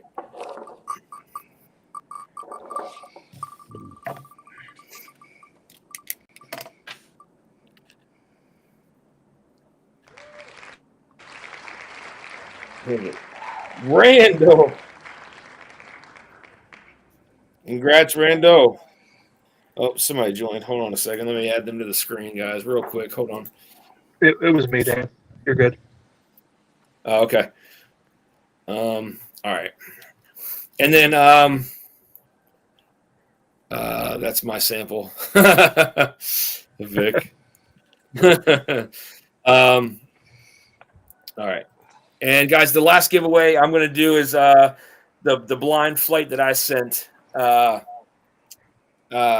Tom tonight, the Bourbon Jerk. So I will do that as well. That is going to be 5 samples coming at you. And that'll be the last giveaway for tonight. Ed, do you want me to remove you from all instances? Yeah, please. Are you sure? Yes, sir. Thank you. Okay. Good flight, Ed.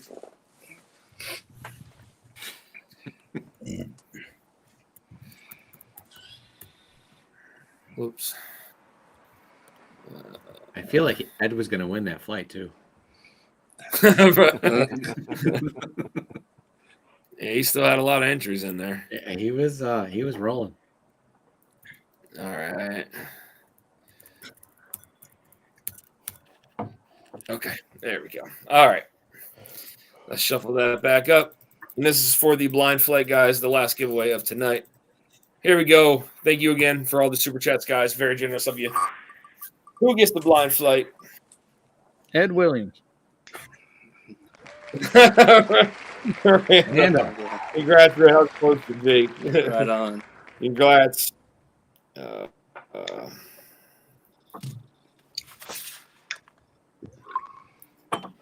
All right. Congrats, guys, to all the winners. Cheers to everyone. All right, that's everybody. Okay. Dan, hell of a stream. Epic bunch of giveaways. Again, thank you for joining me tonight. And if anybody else is ever interested in doing this, I'd love to have you on and do this. Just gotta let me know and we'll get it set up. I think it's a pretty fun game. But again, there's going to be a point where I'm going to run. I'm going to run out of. You guys will run out of $30 whiskey, but I'm going to run out of $30 whiskey to give you. So eventually, I'm going to run out. So eventually, I'll figure something out. Either bump the price around. That's all. There's plenty of new $30 whiskey. Huh? There's plenty of $30 whiskey you can go buy. Yeah, I mean, and just because you put it in one flight, it's fun. You can always put it in another flight. Yeah, I mean that's very true too. Randall, that's fine. Yes, it's good. Good thing I didn't send that out to you yet. Yeah, I'll add those. I'll add those to the bunch. So you got the Dusty, you got the blind flight. Okay. Yep, I got you. Okay. Yes, guys. Thanks for all the super chats, guys. Appreciate that. You got my address, Dusty. I got you, Vic. I got you. All right. Jason and Bourbon Engineer, don't forget to send me an email with your contact information so I can get you your flights here. Ed loves the meat.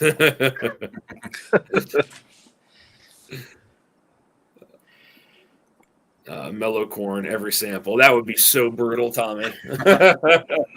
Actually, what you should do is take some mellow corn, and this goes for everybody. Take some mellow corn and put it on some oak chips or something for 6 months, even 3 months. It changes that whiskey like crazy. We had it at the bar. That was their house pour. Oh, we got it for $4. It was mellow corn, and they aged it for 6 months on. They had one like the stainless steel barrels that has the stave slotted into it, and it was actually pretty damn good with more oak influence. Josh says $30 whiskeys, fake news. Yeah, look, that was one of Tom's favorite pours tonight. It really was, dude. I'd never had that. Yeah, Evan Williams. I will totally go out and buy one of those. 100%. Which Evan Williams was it? It was just the white label, the bottle and bond. Oh yeah, I friggin' love the nose on it. That was outstanding. The black label is actually like 4 to 5 years older than the white label. Isn't that weird? Mm-hmm.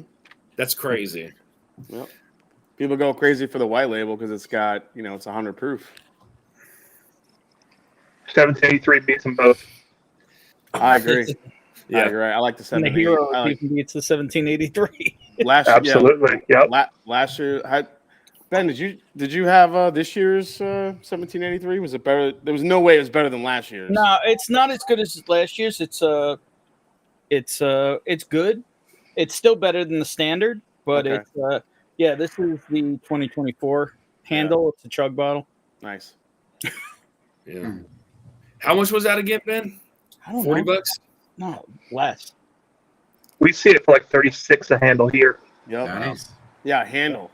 Well, now we got so the 23 was because T-Row got me one. I forget what it cost, so I thought it was close to 40. Maybe that was after shipping, but the 24 really brings in more of the Heaven Hill nuttiness, and it doesn't have quite the viscosity of the 23.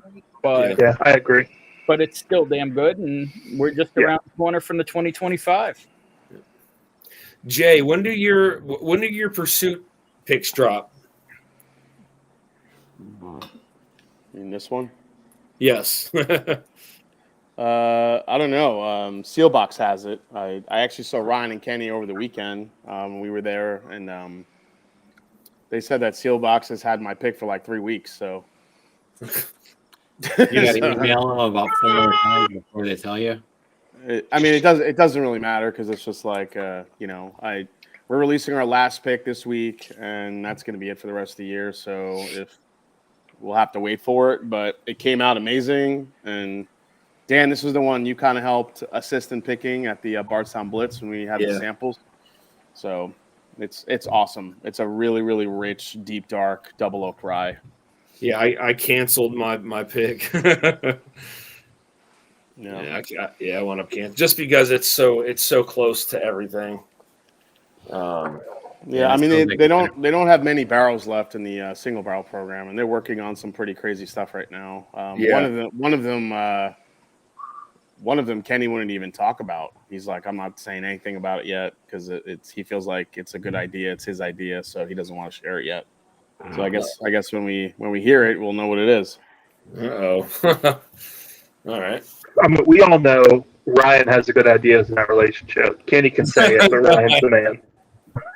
Yeah. People's champ. Did I say Kenny had the idea or Ryan did?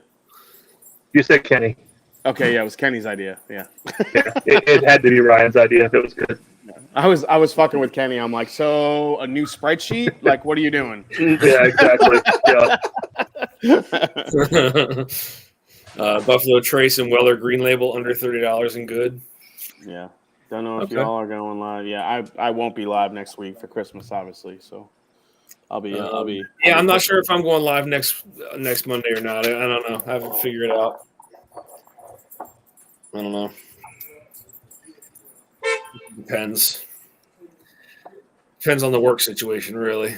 But yeah, I'm off all next week, but I don't think there's going to be a way I can get a live stream on. I mean, I'm going to be cooking Christmas night, so I'll be busy. Nice. You're hosting dinner? It's just me, my mom, and Kim. Just Christmas Eve. I'm sorry, Christmas night. Christmas Eve will be at Kim's sister's house, and this weekend on Sunday we're going to her mom's. So we'll be kind of a little bit everywhere. But Christmas night will be nice. It'll just be me, my mom, and Kim opening presents and having some good food. I'm making some homemade ravioli. I'm making filet mignon. It's gonna be awesome. Oh my God. You're not There going you go. for the 7, Jay? What? You're not going for the 7? Dude, if I wish I could still do 7 fishes. I can't eat that much anymore. I'll throw up. Unless I make like 1 shrimp, 1 scallop, and literally eat 7 fishes. Only cook 7 fishes and only eat 7 Being fishes. at you with a multitude of Italian friends in New York, the Feast of the 7 Fishes is a special night. It is a very special night. You know what? I might do a few fishes. Yeah. You know. Speaking of New York, I was just watching. I forget the name of the guy. Pat. He has the PBR podcast or something. He was interviewing John Gotti Jr. and I was listening to that going to work and coming back from work. That's pretty good one, man. Yeah. And you wonder why New York distribution is unusual. Yeah. He was like, I've been out of that life for 26 years. It's like, got it. Jason C. Right. Says, Jason, green bean casserole. Green bean casserole. Yeah, I don't think we're doing the green bean casserole, but we might do. Pass on that. I would like to make like a fresh like a scungile salad, like just some. There you go. There's like some lemon juice, vinegar, little onion. Yeah, I think I'll make that. That sounds good. Yeah. Now I got to find some good quality scungile in Columbus, Ohio. You get that in Ohio? You can. I mean, they ship it in frozen every morning. There's a couple of good fish markets here, but if you don't get there early and get it, it's all gone. So. And the last thing you want is old scungile. Yeah. You might as well say Goodyear on the shelf. How many people know what scungile is here? No idea. It's squid. It's just squid. Oh, well, squid is delicious. Right. Yeah. Calamari. Yeah, it's squid, calamari. Well, everybody loves fried calamari, but this is basically calamari that's not fried. It's like flash boiled, and then you like churn it up with all like lemon and fresh parsley and garlic, fresh oil, like a good olive oil, and then you just kind of eat it like a cold salad. It's delicious. Yeah, it's nice. like the ceviche, but you boil it. You boil it real quick first. Yeah, I was gonna say it sounds almost like an Italian ceviche. Yeah, basically. It is, and it's happiness. It is. Ben, happiness. what found north did you just pick? I'm still waiting for the stats on it, and it was right after I got over COVID. But So Uh-oh. we'll see. So Well- are we gonna have a Ben hidden barn situation? No. Hidden north. Hidden north, far north, very, very far north. It's a local store, and the thing is it's good, but they were determined to buy one no matter what, and they were only given 3 samples, and one of them was Ambarana. Mhm. So that was instantly out. And so it's I'm guessing around a 7-8 year. I think it's one of the younger picks. We're gonna see. All I know is that it's a medium char 2. That's like all I know on it right now. I don't even know if it's rye heavy or corn heavy. Based on the taste, I want to say it was more corn heavy. Okay. But it's, I don't know. We'll find out when I get more info. It was the best of what they were sent, but it was one of those situations where for us, we probably would have gone, let's get a couple more samples. Yeah.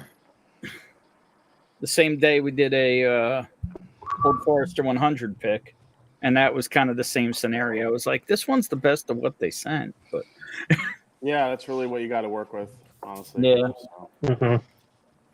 yep. What is Grinch pork stuffing? I think Randall wants me to ground up the Grinch and put him in my stuffing. Okay. Tom, you tried that. You did the hidden barn, didn't you? I did, Dan, and it was just as shitty as you said it would be.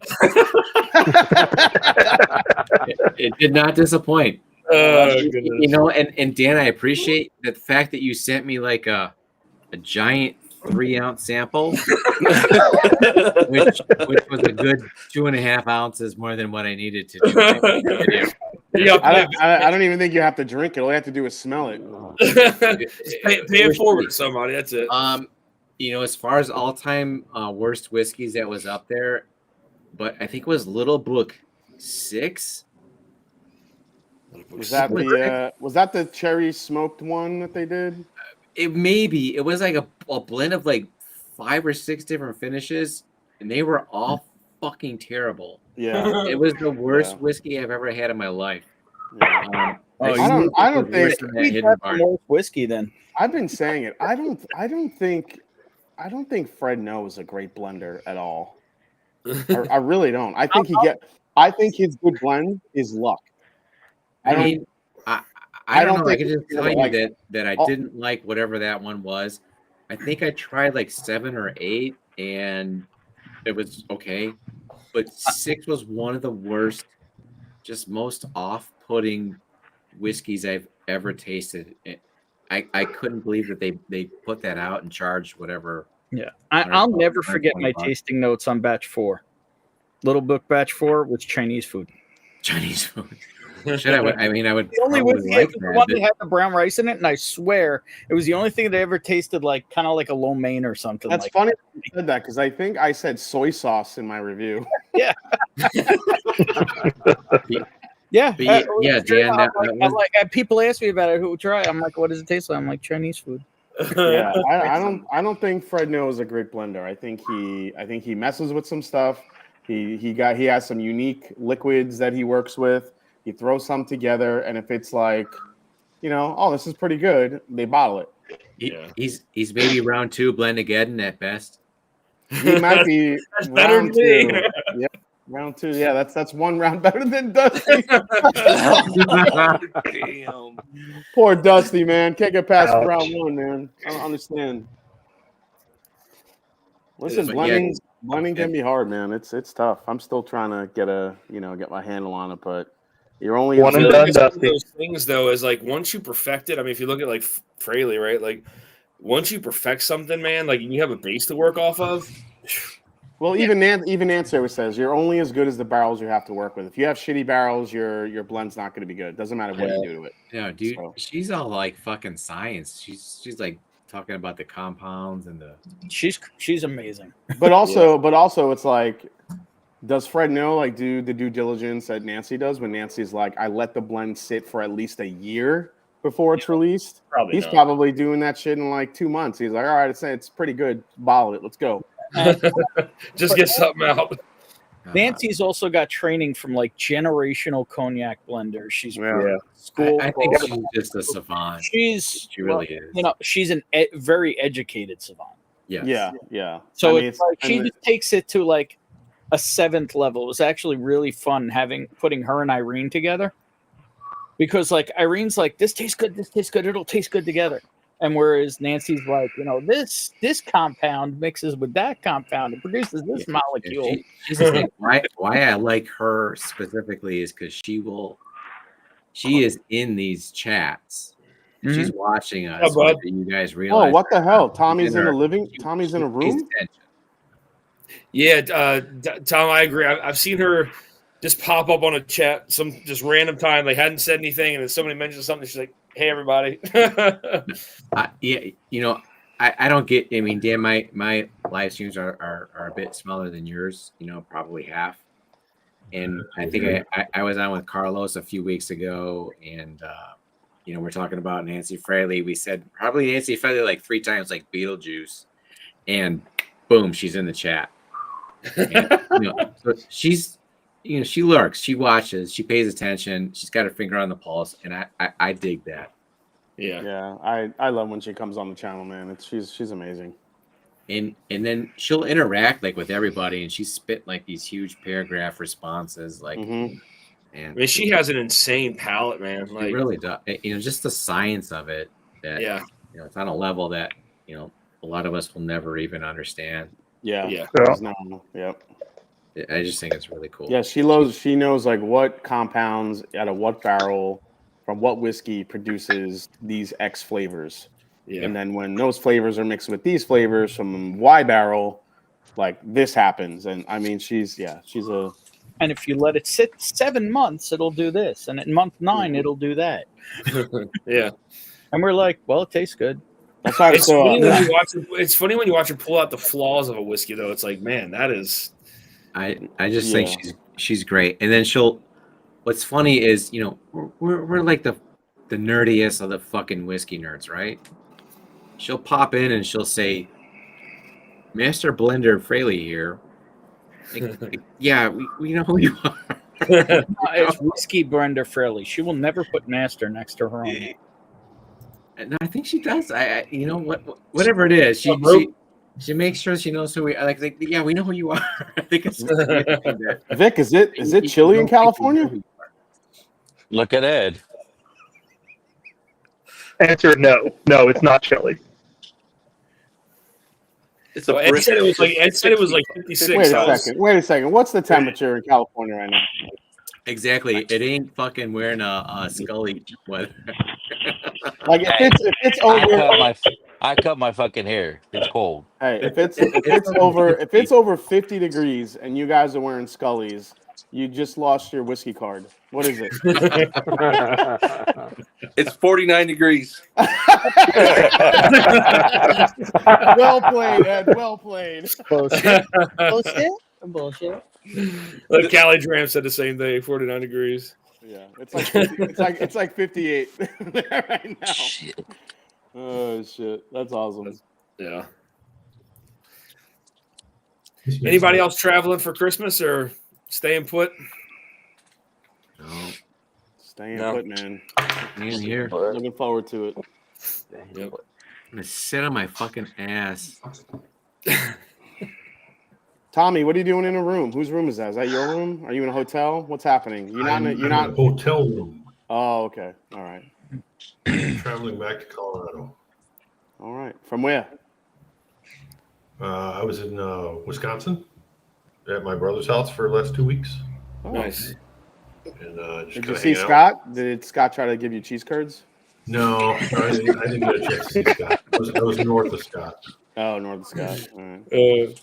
Randall Erickson says, wow, we have Hollywood Bourbon Squares now. And we got Slapshot for the block. Yeah. Yeah, we're basically the Brady Bunch. Slapshot is the Alice. So, And I am a shot blocker on the rink. There you go. I can adjust the volume on my laptop, but when I put these suckers in, Mhm. I can't. The laptop volume doesn't work on it. Huh? Yeah, that's what I said, Ed. Ed can't hear anything because his ears are frozen. Apparently. Doesn't make sense. That happens at 49 degrees. No, it's 49 is tough. It's 39 here. Jason, 49 is shorts weather for me here in Michigan. How about you? Yeah, dude. Yeah, 49. I almost wore shorts today. It was really warm here. Exactly. This was a fresh crack. Yeah, my cutoff is 50. I'll wear shorts 50 and above. There you go, The Tommy. perfect drinking cup. Putting The it perfect back, bourbon man. cup. There you go, Tommy. That is universally approved glassware right there, buddy. All I had. Oh man. And it's Anybody? Is anybody here going? Tommy going live next week? Anything? I haven't decided. You know what? I don't have any guests lined up, so I'll probably skip it. Hey, Been Tom, when trying do you to do Thursdays usually here. go live, Tom? I've been doing Thursdays lately if I can line up a guest. So next Thursday, the day after Christmas, probably you'll skip it. This Thursday, instead of doing a live, I got I'm in Baker Drinks Patreon. He's got like a blind flight he did for a bunch of us. So I'll probably just. Tom, do you smoke cigars? I don't. I do not. Okay.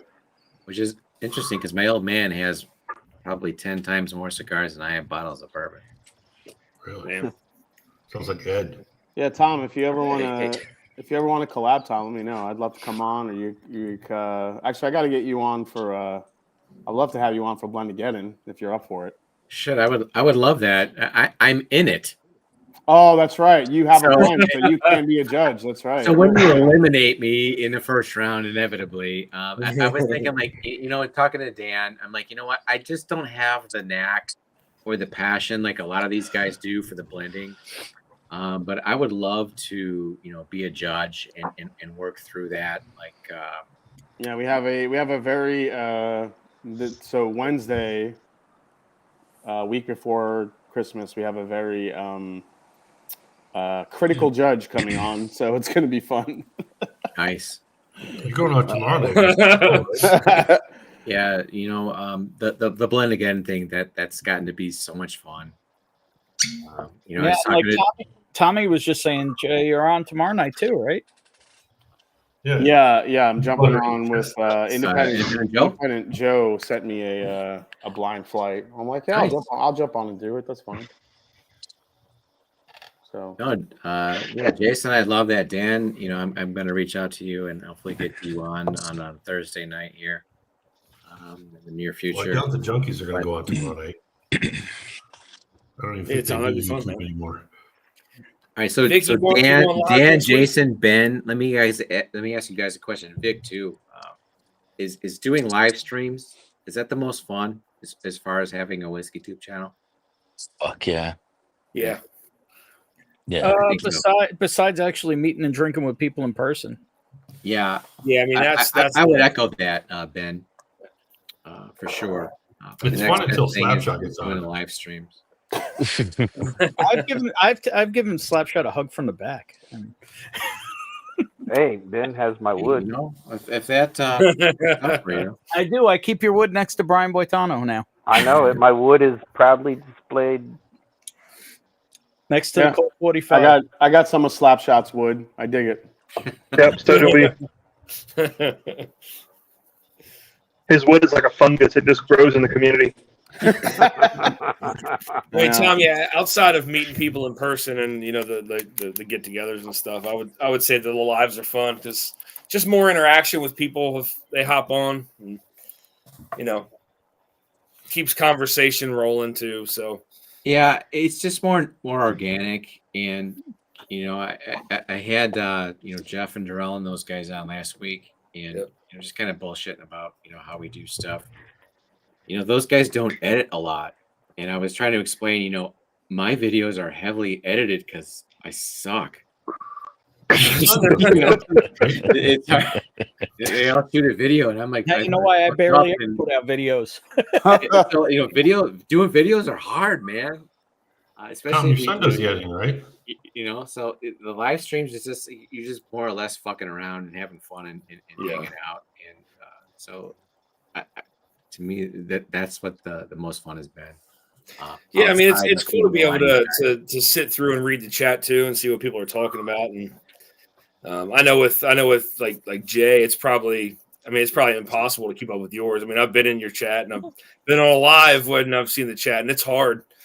Yeah, it's hard. No kidding. Yeah, but I know, but I depend on the chat. Like the chat is that's like my lifeline because it breeds conversation. I don't have anybody to sit and talk to, and it's funny because I always see like an interesting like pattern. So when I have guests on, whether it be another Whiskey Tube channel, whether it be well, obviously it depends on the Whiskey Tube channel, but normally when I have guests on, my viewership tends to go down about 10 to 15%, just based on, for whatever reason.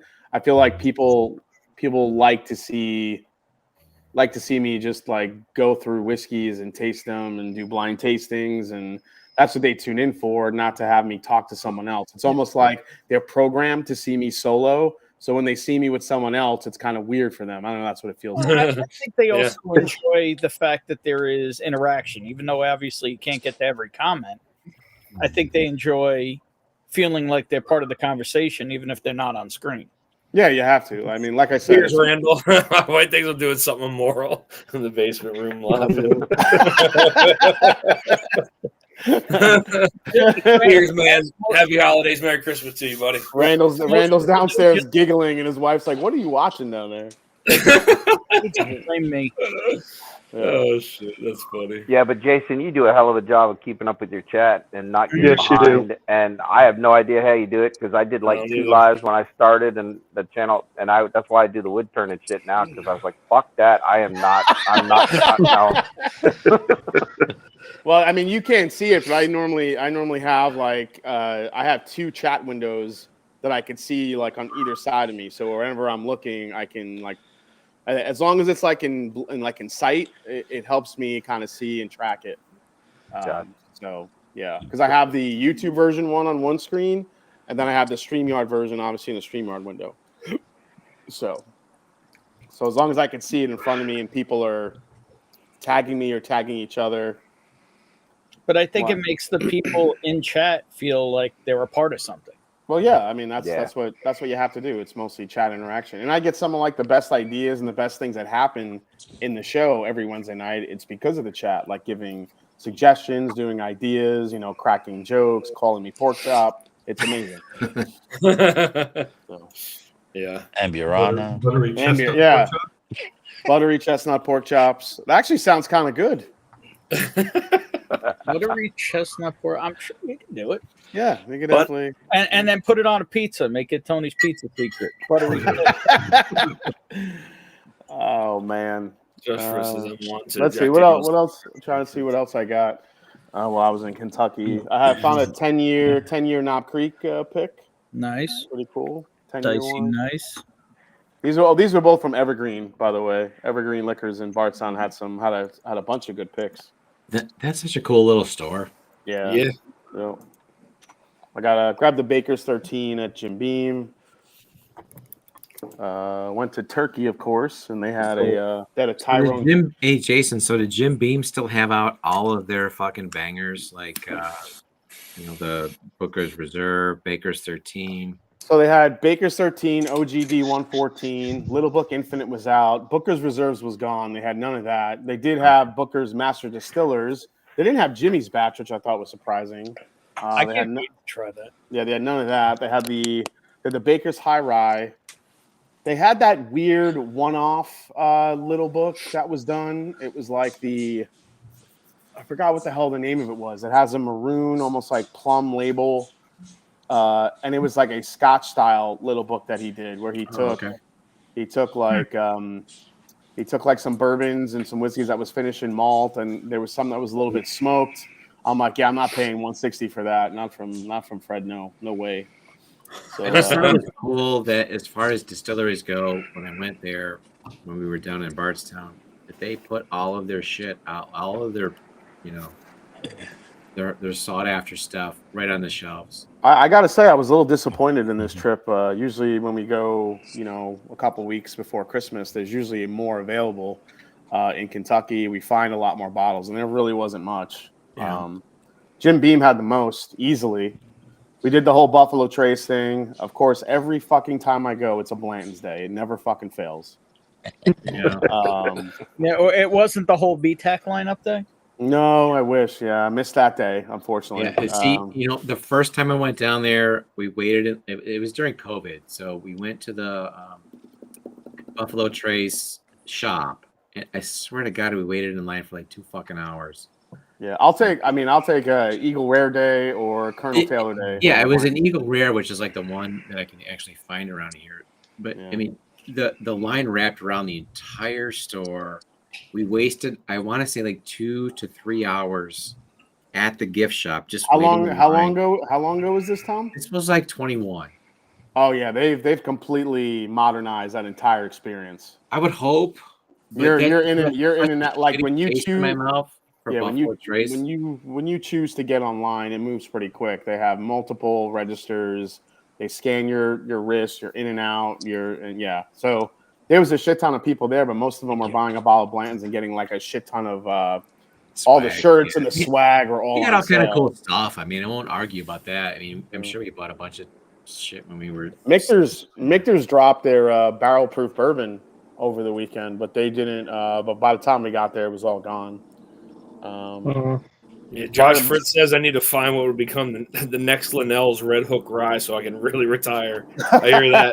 Don't we all, Josh? Yeah. Oh my god. That's Yeah. There just wasn't much, man. We hit Heaven Hill, had nothing. That's Is there anything surprising. you were looking Nothing for at all. that you didn't get? I don't know. I don't know if there was anything. I was just, I'm always looking for like unique picks or just something to do in the store. I mean, a few of these bottles will make it into the end of the year, or I should say, beginning of 2024 St. Jude's fundraiser. The Snob Creek 10 I'm going to throw in here. The Baker's 13 will go in there. That Wild Turkey pick I'm going to throw in there. So that's what I usually. We went to Four Roses, and last year when we went, they had every recipe available as a pick, like a Brent Elliott pick, and they had every single recipe. And they only had 2 this time. It's the 2 I didn't want. So I was like, what the hell? They've been doing 2 at each location lately. I went down in June and I got like a tier 5 and a tier 6 Elliott picks.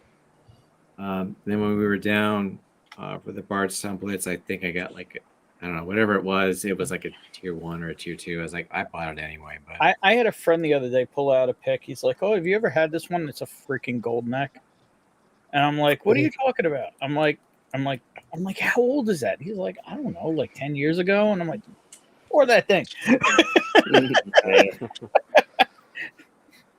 I was just excited to get a Four Roses barrel proof because we couldn't get them up here anywhere. Yeah. I also got to try the Whiskey Thieves experience. Got to do that,